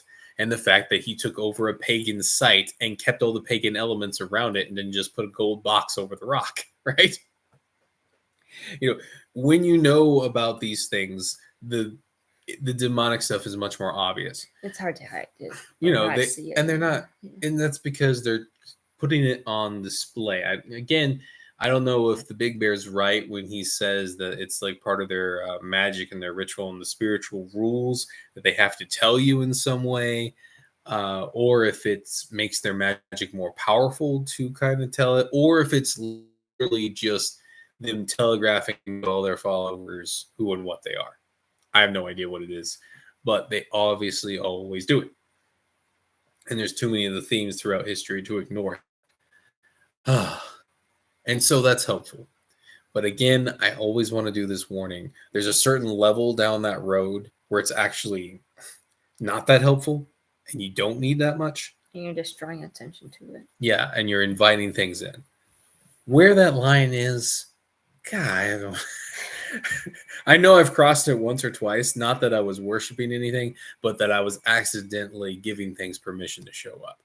That was a crazy time. Luckily, God's protection was strong enough around us that it was more of just like really rough nuisances that I realized if we didn't have so much protection, probably would have been deadly. But, or at least, also the gift of intuition. Yeah. Let's just say I spent all night, like to 3 in the morning, praying a couple of times just to keep the house clear. I had one time I had to follow something around my house. It was we both saw it, something. Felt it, saw it from one room to the other. Like I would pray over a room, and it would, and we would sense it go to like a closet in the other room, and I had to like follow it around until it finally left. That was very creepy. I'm glad that never happened again, to be honest. It wasn't like that one time that I brought up in previous streams. That was different. Where I was, the first time I dated my wife, and I saw the first and only full manifestation of a shadow being behind me. You only saw one? I only saw one. Did we see it? I mean, I've seen a couple. I thought you saw. I saw one behind us while we were streaming one time. Yeah, on the opposite wall, not behind us. Right? Did I see that too, or was that just you? I thought you saw it, but I told you. I might have saw flickering, but then see this was you the one. You saw flickering, but for me, this was the one that was really obvious and in my face. But this was when we were streaming, and it's always with the And it didn't make sense because for us, at the time we were on a third story. There was that was when we were dating. But I'm talking about in the same other apartment when we were same apartment as the one that went through the other one room to the other. Same apartment. I'm in the opinion, Skydog says, I'm in the opinion it's the Holy Spirit that compels the truth. It just takes one guy to pray for the light of the world. But I'm not against that either. It's also, but as I point out, I'm not trying to push back too much, but imagine if the boomers, given all their faults, but let's say our parents had actually had some rudimentary knowledge of the occult. Not a lot, just enough to recognize the signs. Would we be we wouldn't be in the situation we are in today. We actually got close. A lot of people don't know this, but this whole thing we've been fighting in the United States almost collapsed in the 80s. It was this close. It was called the Satanic Panic. And called that because the Satanists were panicking and the Christians were freaking out. And then the psychologists managed to do a huge lie and all the smart people went, no, the stupid Christians are just scared. You know what happens when you bring it with our parents now? Yeah. Oh yeah, that did happen. Okay. Right. Move on. But basically, all the like the human sacrifice and all that, they almost revealed all of it. They almost got the rituals, everything. They exposed the site at a daycare center of all things. They were doing weird and kinky stuff to the kids underneath the daycare, and there was tunnels involved. There were rich people involved, Epstein style, but worse. And it was this close to exploding, like all over the country. You know, it was funny when I first started researching this. I kept expecting it to be a situation where, you know, there's one real case and then all the other cases were just hangers on and just trying to add to it, right? No. I discovered every time I researched the satanic panic cases that, in fact, they were cases of satanic activity and serial killing and vicious, disgusting. Usually those people went to jail, not from satanic rituals, but because of, you know, the things that happen in those rituals, namely murder and rape and torture and that crap. They went to jail for that. And some of them would be acquitted later because of the satanic elements, ironically. Because their lawyers would take this, despite all the physical evidence, this is just people getting the satanic ideas in their brains, and it's just mass hysteria. There's no truth to it at all. Yeah, and most of the Texan judges went, fuck you, and sent those people to jail anyway. And then the modern judges have been trying to release them. But it was this close, man. Like, California was this close. Because what happened was they actually took some of these kids into the woods while their parents were at work. And they had rich people pegged, some big players pegged at these ritual sites where these kids were watching crazy stuff go down. They had physical evidence. They had like I said, a physical site underneath the thing. They had the stuff, like they actually had like a plate with satanic imagery on it of all the lame ass things. I guess it is a daycare center. Okay, now children, we're gonna draw the satanic star to our Lord. Right? But God, these disgusting people. And yeah, that's why I didn't actually say it, even though it would have been funny. Yeah. The preschool people actually ran before the court case started, and they still got acquitted. Right, it was still this close. It was the most expensive case in California history, and if the psychologists did, we would have gotten them back then, because people were out for blood. They were ready to take this down. And let me tell you, the Satanists were terrified, scared out of their minds. They were freaking out. If we were a little stronger. So that's what I'm getting at. That was Gen X, this close to ripping off everything and just displaying it all. Like early Gen X. This is just when feminism was taking over. Like the boomers are, like their Gen X's kids are in daycare, kind of thing. That makes sense. Okay. Yeah, it would still be some boomers there, but you know, it would be mostly young Gen X just starting to have kids, and older boomers who were having kids late. If that makes sense. Right, and ripping that off. And yeah. But because not enough people knew the imageries and all the other stuff around it, they were able to cover it up as mass hysteria, Christian hysteria, and all the rest. They painted it as they were scared of feminism.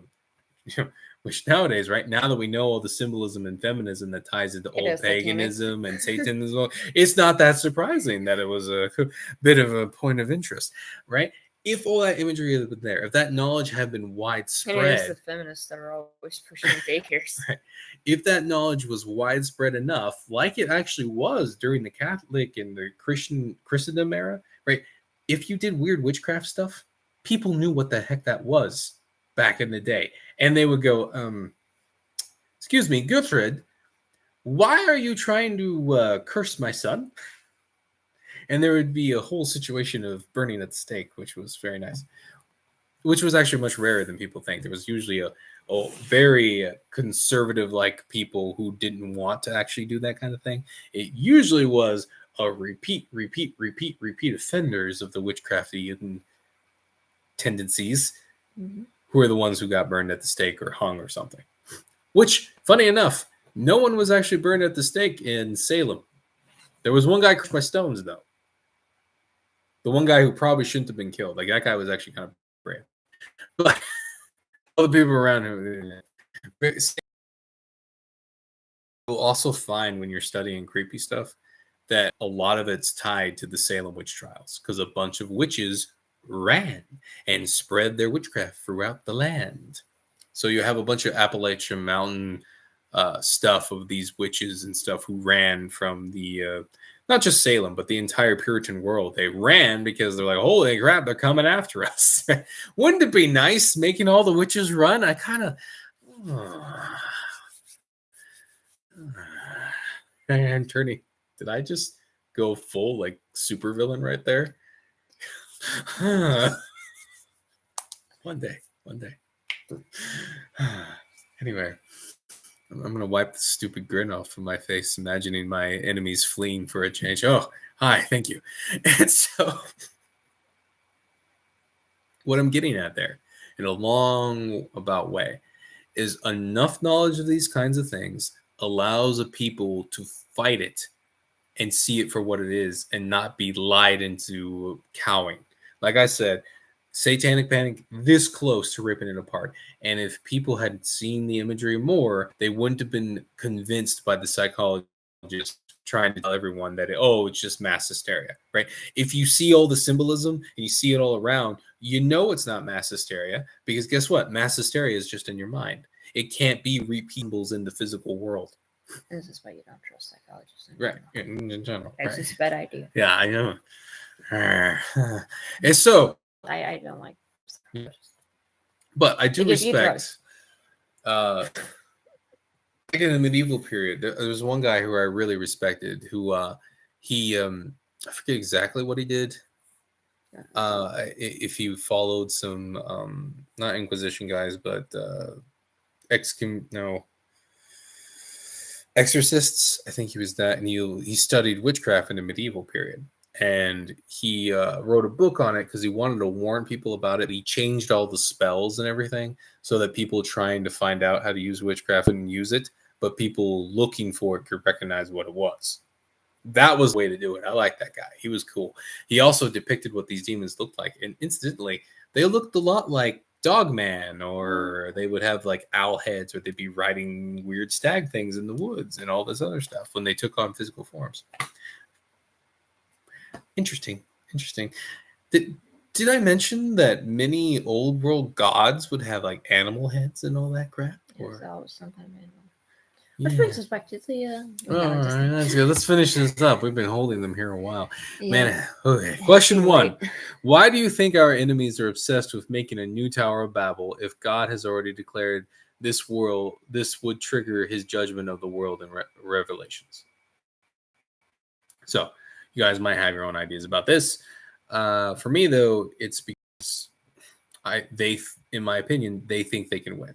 Now, this is the uncomfortable thing that Calvinists and Catholics and people tend to get mad at me about, but I have to point out that there must be more to this than we want to pay attention to.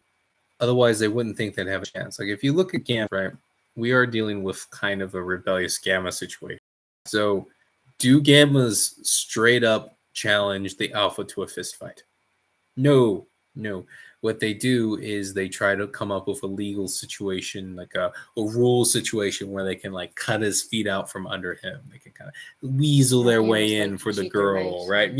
Send the guy to jail, convince him to get drafted in there, run off in the army or something, right? That's the point. They think they have some legalistic way that they can win.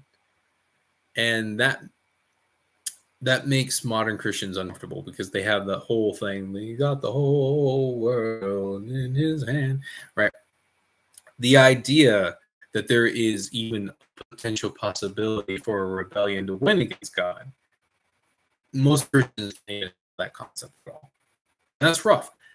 But I could be wrong about this, obviously. And if I am, God will flick my head when I get to heaven and say, "You're an idiot." And I'll say, "You got me, God." But it convinced me to pray more. When I was younger, I didn't pray as much because I didn't think it was really necessary. Because if you think about it, the way they set up God, he knows all things, he's absolutely invincible and infallible. So what's the point of prayer?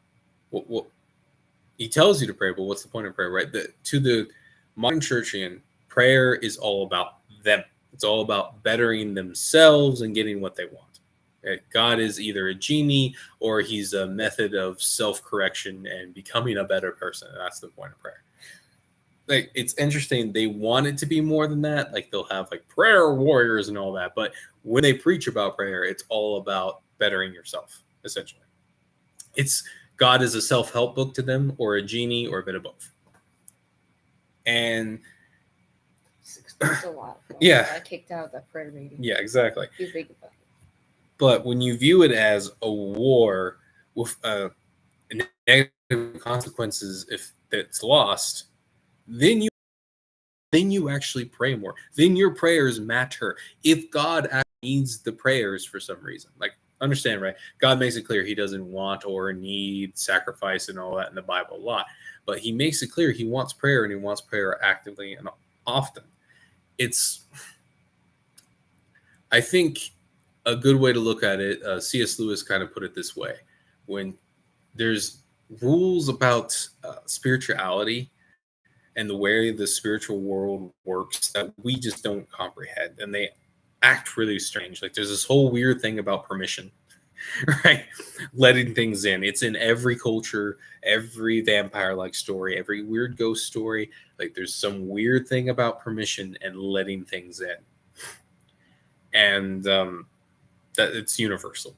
I don't care if it's an Inuit culture. I don't care if they've been stuck in the Amazon with no contact with anybody else. They're going to have that concept that spiritual things need permission to come in. And so with those rules kind of laid out, it seems that for whatever reason, God's power is limited on earth and thus requires prayer. It seems to be a legal thing. Now, obviously, when he comes back, full-fledged sword coming out of his mouth, the power is completely unleashed and there's nothing holding it back. You get the point? So I don't know exactly how that works. I don't know if it's him purposely choosing not to do that, and so has created a situation where we need to pray to allow him to come in and use us as a conduit to go into the world.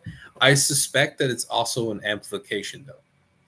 Because why then does the devil and all his cronies want our worship so bad?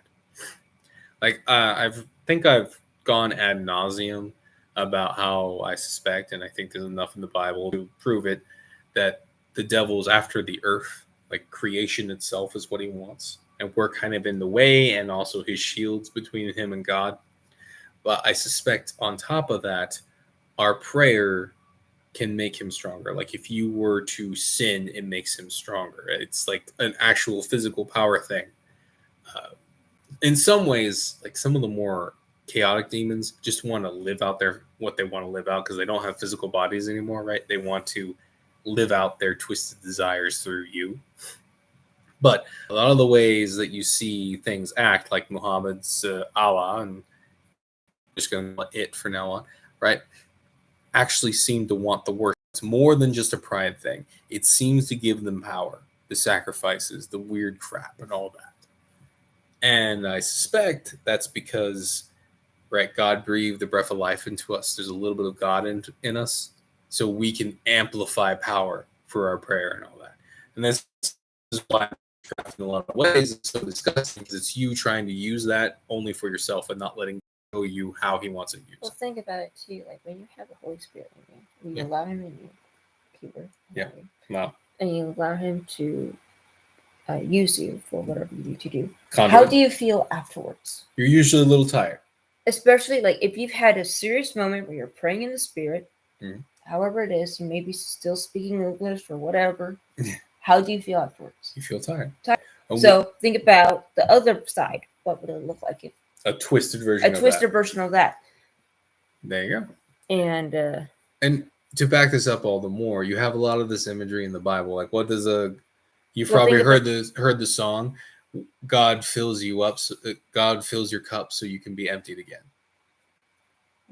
God fills you up so the power, right? Well, think about Psalms 23. About a couple quotes. And in that perspective, maybe we're more like batteries. Like we're storage vessels for He brings us all together for prayer when He needs it. Which prayers makes them very important. Well, think about this. Daniel prayed for 3 days. Right. And what happened? It was 28 days. 20 days. Well, I'm talking about the Daniel and the lion's den 3 times a day. Oh, that, yeah. Then you got also what we're talking. We'll get into it later. About in Ezekiel where it's mentioned. It's about the Prince of Persia. It's Daniel. Daniel. Not Daniel? Not Ezekiel. It's Daniel. I always get those mixed up. It's fair. People get Elijah and Elisha mixed up all the time. I mean, the names are similar, but it's because both Daniel they and kind of intertwine with each other, right? Well, it's because Daniel and Ezekiel are in a similar time period, and they both talk about freaky things. That's the best way to put it. We're tired. We're 2 hours in. Coffee's crashing. Losing steam. But yeah. And I want to reiterate and because and hear a good prayer like that. Yeah, they almost react. They react weird. And this is why in spiritual warfare, it's important that you pray over yourself and your family daily as much as possible because that prayer matters. Mm-hmm. And I bring this up later on that she was talking about. That when the principality known as the Prince of Persia in the Bible, Daniel's praying and fasting for 28 days. And then finally an angel appears to him. Michael, right? No, the angel appears to him doesn't give his name or his Gabriel. I can't remember. And basically tells him that he started to come to him the second that he started fasting. Right? Daniel fasted for like 28 days, right?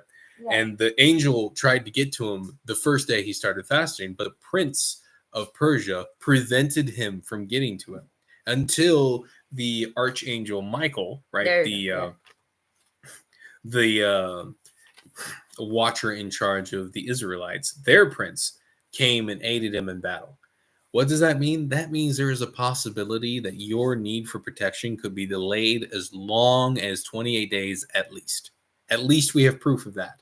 I imagine it could be longer. I imagine it could be shorter depending on how big of a hit list target you've gotten on your back, right? It was in chapter 10. Important to pray daily and have that constant protection around yourself and your family because you won't, if it can be delayed that long, you want to be praying far ahead and far in advance. Let's think about it. Now, I want to reiterate, this isn't something to be afraid of, right? We literally live in a situation where Jesus Christ just being around, just existing, freaks the crap out of them and they go running, right? The power in the name of Jesus is really important. That said, I want to point something out to you. I have, through my research, I have found many stories where entities are well aware of this and will do things to silence you so you can't talk. I've had that happen. Right. No, that doesn't mean you can't think the name. Like something I get a little frustrated with the excessive talk. Anger. Right. This is something I also get mad at, ironically, with Thomas Aquinas, right? When he added wrath to the thing, like, yes, there is bad anger. Okay. Very bad anger. But passion and anger is what allows you to fight back in the moment. All right. When I talked about this a few streams back, but when we were dealing with the entity that invaded my dream, that was like a quad and was like a dragon shaped thing behind me. It stopped me from speaking Jesus Christ's name for a few moments. And the only way I broke that is I got really pissed off. Like, how dare this thing come at me like this? How dare it come at me in my own home, in my own dream or whatever? And through my anger, I finally used the name of Jesus, both in my mind, and forcibly fought back. It also has motivated me in my past to lash back out at things that come after us. Like, you should get them scared of you. You should remind them that they're going to die like men. These prideful freaks who've been around for who knows how many eons. Many of their brethren are already locked up underground in Sheol, as God's pointed. It's in the Bible. Isaiah has talked about this. The original watchers who did the whole mixing things and got hickety-dickety and tried to steal the earth, right? They're all locked up. The current watchers we got now, new crop that disobeyed and tried to take the earth from God. But the pre-flood watchers, they're all underground in Sheol, baby. They're already locked up. In fact, there's a concept that when Jesus Christ took the keys of death, you heard that line, that he went down to those locked up watchers and basically told them, "You're screwed. I won. Suck it, bitches," and then went back up to heaven.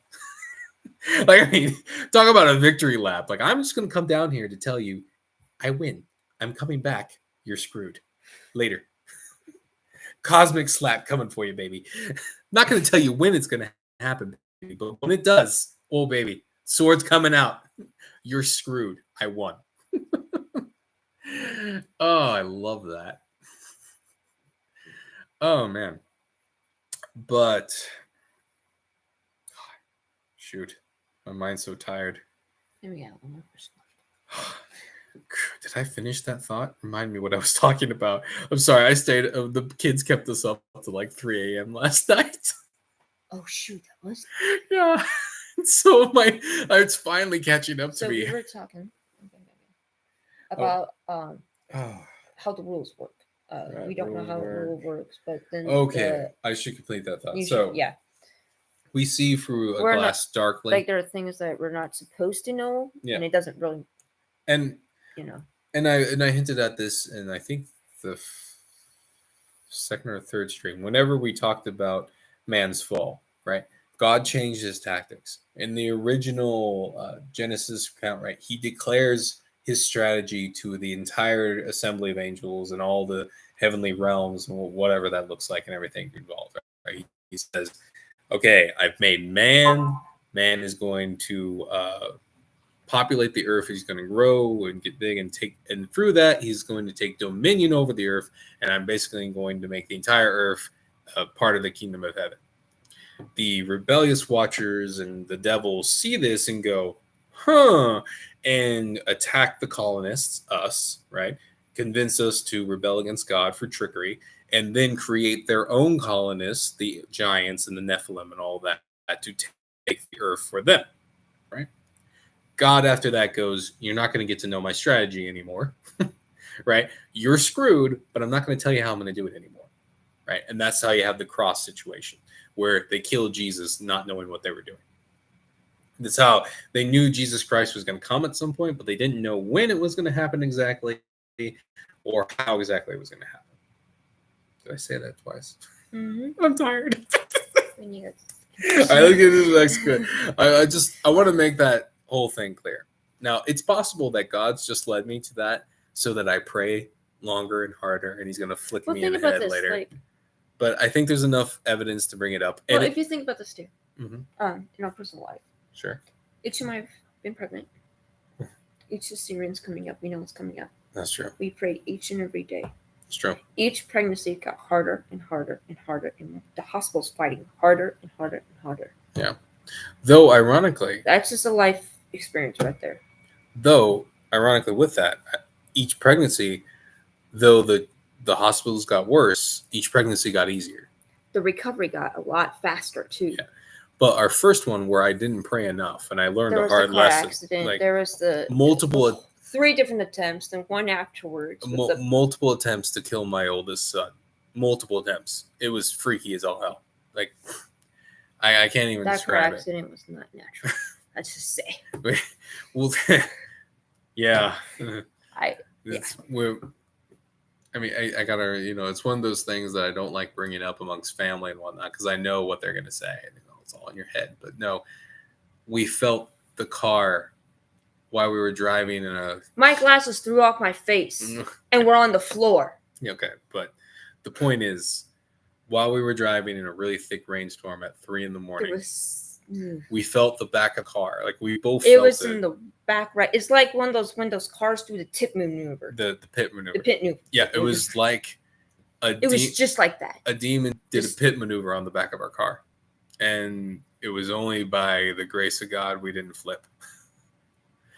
In a strange town in the middle of nowhere, and then get this witch who was my sister-in-law. I'm just, do I know she's a witch? I'm not sure. Probably though.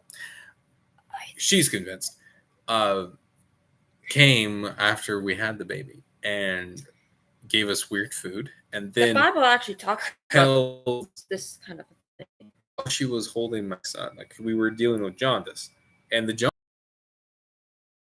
and then she held him, and his eyes held him. His eyes turned yellow, and the jaundice came back, and he was screaming in pain. Yeah, she had physical signs of cutting herself. And she brought a pagan cake. Yeah, a pagan cake, and her tattoos had a lot of pagan imagery on them. Oh, I told my mother-in-law, do not touch the food. She said it tasted funny. Did I mention that her husband was the one who became a tranny? Months a little bit before I had the baby. And that she collected a bunch of African voodoo mask things while she was on mission trips. Don't trust a bunch of people in churchy and stuff, okay? They're everywhere. It's one of the easiest things. Like, why wouldn't they just sitting their house always felt Christians weird and dark. Crystals everywhere inside the house. Yeah, she was a fucking bitch. My God. Pardon me, but I brought up a sticky moment. And anyway, these attacks, though they would still be strong, as we prayed more, became less physically demanding, if that makes sense. Less physically able to affect us. They would affect us mentally. There would be a lot of spiritual things. There'd be attacks in our families around us who weren't praying as much. That definitely happened. Oh, no, we don't even talk to her. Yeah, right. But we never had another situation where I didn't lose. There wasn't ever a situation where I almost lost another one of my kids. They got hurt. When I got pregnant with our daughter, we lost a Jeep. Duh. But that was me by myself. Still, who knows? The point with that was it's your order. I know. Right. There wasn't another attempt on our kids' lives. On our kids' lives, I know. Right. All right. So that's me getting to the point. There is a small possibility that God's leading me down this road just so I pray more. It's possible. Because, and I want to point this out, it's better for people to think that they need to pray for their protection than not. Because even if it's not true and they pray don't like your life depends on it. But that's the point. What's the worst that's going to happen is I pray more. Oh no. Right? What's the worst that's going to happen if you think you don't need to pray to protect yourself, or you got, or the point of prayer is just self-improvement or genie talk? Well, you're not going to pray like your life depends on it, are you? So the only positive, it's much more positive to view it this way because you're much more prepared and you pray more. All right, let's get to the last question because I am going to collapse on the screen. Question 2. Star Trek. In the Star Trek universe, the world is united in a mono government, which leads to a time of exploration and riches for Earth, pushing the trope of humanity unifying and stretching into the heavens, unifying against God. Can you list other popular franchises with similar themes? Again, we've already brought up Babylon 5. To a lesser extent, Halo, which is actually kind of a twist on it because if you look into the Halo lore, the UNSC and all that, those are like the secondary bad guys. Like they are literally the Illuminati, literal Illuminati. Hilarious. And they might have started the war with the Covenant on purpose to maintain their power. That was definitely hinted in the lore. But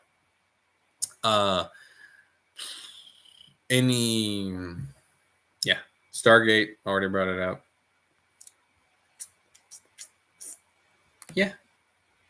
So good times. Did we read it? Yeah, we went through all that, baby.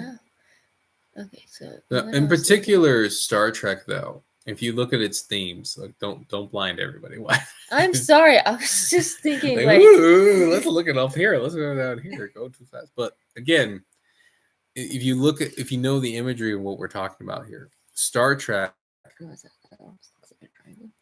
Yeah. The Tower of Babel. Yeah. Well, Star Trek also has that triangle. Yeah, think about it. It makes sense. Yeah. Okay. But Why is it circular? There's only so many questions I can comprehend in a night. But Star Trek in particular, if you look at the concept there, right?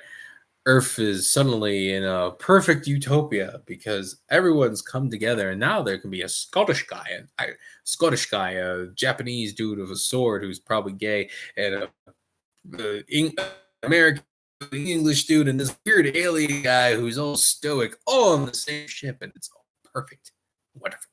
In fact, the only problems they really have is outside the Federation as they explore. Right? You can see the themes playing off there. The concept of a unified humanity would create utopia. Ooh. But when you remember, the unification of man is unification with the evil around us that have corrupted a lot of mankind, then you're just unifying against God. And as we've seen in a culture where you're tolerant and unified with everyone there, evil wins because they're not shackled like you are to your tolerance. They won't be tolerant of your ways. They won't be tolerant of you. They'll just use it as a way to destroy you. So, just so many movies and shows and concepts like that, though. I'll let you guys come up with your own list. Scott, I'll put it in the Discord.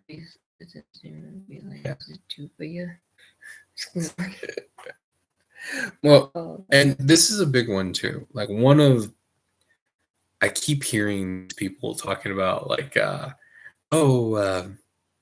they're dividing us. They're dividing us. They're dividing us. Like, I mean, they are trying to make Christians fight against each other, but no, the main thing that they're trying to do is convince you to unify with them, to be overly tolerant with them. That's the point. I remember the way I used to talk to you. I don't go to her anymore. Mm-hmm. The wording. Yeah. Say. And I get that too. And I got that vibe off of her. It's like, she'll be like, there's other Christians that hate them. Like, yeah, hate what is evil. Mm-hmm. You know, and it's not saying that people can't be saved, but the thing is, are they willing? And also, it's going to be a long road back. Okay, like it's not an easy thing. The walk of repentance, and it's also those types of people. I've tried bringing up, talking to them. What do you think about spiritual warfare? Yeah, they don't want to. They don't even want to mention. They don't even want to. Well, and particularly the lady she's talking about, she's willing to kick out her. She kicked out her daughter for drugs, but not her son for being gay. And her daughter was being oppressed by stuff. Yeah. And she didn't want to talk about that. Yeah. She didn't want to talk about anything. She just wanted to keep it all happy, flowery, whatever. Well, as happy as flower as you could be, admitting that your children are nightmares. But kind of raised them that way. So. That's true. Oh, but I protected them. Obviously not. Well, at least no one could say that she wasn't homophobic or was homophobic. What was weird? Yeah, transphobic. Let me try this again. No one could say she was racist or homophobic. Where is their dad? Didn't bring that up at all, come to think of it. I assume divorce because she was... I think she's from... I don't know. No, I assume divorce the way she was talking. Her Facebook picture has a guy there. Well, maybe. Her husband. Well, then he was really not a part of it. And really... Think about, if you think about life. Yeah, that's true. You get those types of couples together. You know, it's funny. I can't believe I hadn't asked her husband wasn't all that. Because he's a weak man. Strong in some areas, but he's weak. She did mention him, but not much. Yeah. Because she's like the go-getter type feminist. And female solipsism will make that even worse. Her solipsism is through the roof. It is so annoying. I just want to shut up. We need to go to bed. Okay. Yeah, man. Thank you, Skydog. Oh gosh. But hey, I hope you guys found that all interesting. Wait, Skydog stayed the whole time. Wow. Yeah, he did. It's like 2 hours. He's a beast. I hope you enjoyed it, Skydog. Oh man. Everybody else, join Skydog on the Discord. Don't make him the lonely dog on there. Only viewing our dog posts every now and then. The link in the thing. You can use that. You need to make a little sidebar for dog posting. Oh, you know what? I don't put it. You know what? I don't know if I'll do it for this week. For next week, I'll create a special little bar, a little section where people can answer the questions. Someone else. Oh yeah, I think she joined by accident though. She accidentally clicked the link, and she did that by accident. She went out and get back. Yeah. I don't know if she's still in or not, but that was funny. She's. I don't know. I find that. I find it hilarious. Here's a group for men. Oh, that's entertaining. Anyway, I think I will. You can. I'm like your secondary notificator. I won't guilt you into doing it, but as more people show up, I think I'll make a section of the Discord where you can share your answers to the questions at the end of the lessons. That seems like a good way to encourage people. I think so. Yeah, you can ignore me, Sky. I know you. I'll just stay in the. But if you do, posting. I will make fun of your answers, and we can make fun of each other together. It'll be fun. But as more people get on, that'll be good. I need to do that. I need to also post in that thing more. I suck. I'm such a boomer with technology. Is this why I'm here to help you? I still haven't figured out how to get the gain down on my mic or make it push to talk so I can not have children screaming in the mics when I'm trying to shoot rockets and gunboats. Screaming at them. That was so awkward. Oh, man. I am a yeller. I get it. Yeah. It was funny. It was the silly video game I was playing, which I'm going to probably release some videos of just because it's a good time and I'm doing it. I was in the gunboat in the gunner position, and my daughter, my wonderful daughter, tricked me into clicking the mouse. Oh, no. And I might have destroyed a wave while we were all just sailing. And then I hear the squad lead go, so gunners, if you could not fire right now at random. It's like, yes. Oh, hey, are you a doggo? Oh, saying hi to a cat. You sweet. Okay. Well, subscribe, people. You will see more dog posts if you join the Discord. I will use her as a mascot. Gato, get over here. There's some cat people out there too. They exist. Say hi. Oh no, he's running away. He's like, you would not sell my feet pics. We'll be back Monday at 10 o'clock for the next stream, and Sunday, usually around 9:30. You two are cute. We all are. Usually around 9:30, I will release the text version of the lesson so you guys can read ahead before the stream. I am planning on getting a Kickstarter started if you guys want to get a physical copy of this thing. I already have it done. I'm just doing the last edits right now, so it should be a relatively fast thing to get done if you want a physical copy. Yeah, I need to start making videos throughout the week too, just for the heck of it. I'm an Asian dog. You're an Asian dog? No. What I need to do is, I just made a 2-hour stream. You know how many shorts I could probably get out of that? I need to start making shorts out of these streams. I've been making video game shorts because I like doing that. It's fun. Yes. But I like confusing people. I think I brought this up last time. I really want these guys to come in who came from my tutorials and then try a stream out and go, what freaking it a la zombie monsters? What is this all about? It's gonna be funny. Say bye-bye, dog. Bye-bye. You're swimming in the Oh ocean. my God! Don't worry. of Okay, life. you're gonna stop torturing that dog. Before. All right, you guys are awesome. It's Thanks like- for coming by. Remember, the Tower of Babel is still trying to be built. Oh, that's right. Don't let them get it done. Today. Oh yeah, she did. She rang my bell It hard. was so funny. She was terrified too because she thought that I'd hit You her. did it on purpose. Like She she headbutted you in midair. by accident. And she thought I hit her. And so she's like cowering on the ground while I'm like rolling over in pain. Oh, you were really Is my mad. head still red? Not anymore. Yeah, I It was like, mad right there. because she was jumping up on the couch before I could sit down. And she didn't know I wasn't sitting down. She, like, right there. Yeah, I think it's That's where that scar is from when I scratched you. you had punched me, wife, when they In were my asleep. sleep, right? In our sleep, she punched me in the face. It was It's hilarious. your blood. It was. She hit me so hard at Brooks Kid. I don't know what she was fighting in that dream, but it died, whatever it was, maybe. It's dead. All right. All right, we're signing off Maybe it was now. a fly. Do the like, do the subscribe, do the share, join the Discord. Links I left in my the mark on. links on the description. I need to start leaving a link for my kids' book too. Shoot. Next week we'll start leaving that. Yeah, like this is a good time.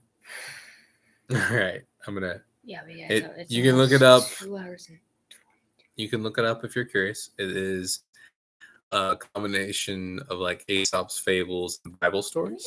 In this case, yeah, go and show it off in case no one's seen it. You can look it up as David and the Bears under Robin Grizzly Writer. It's usually the best way to find it. And I will change the description and add a link later as I remember and all that. Okay. Wife can't find it. Sure, it's not just over here where it's usually hanging out. You move things around. Yeah, that's unfortunate. Oh wow, this is bad. Oh well. This is bad. Next time we're gonna have to Look it up. It's cute. Yeah, next week we'll have more information. Because it's funny because each time we read a book to kids, Yeah, they really love it. you want to read Bob? One of the characters is named Bob, and my son's it goes, I want to read Bob's book. Bob book. So cute now. It's like the most adorable thing. All right, I'm gonna close out the stream, babe. We'll find our copy later. We can show them next week. Oh man. Show the book. Yeah, I know you're proud of it. It's so cute. Killing me, Wack. Killing me. All right.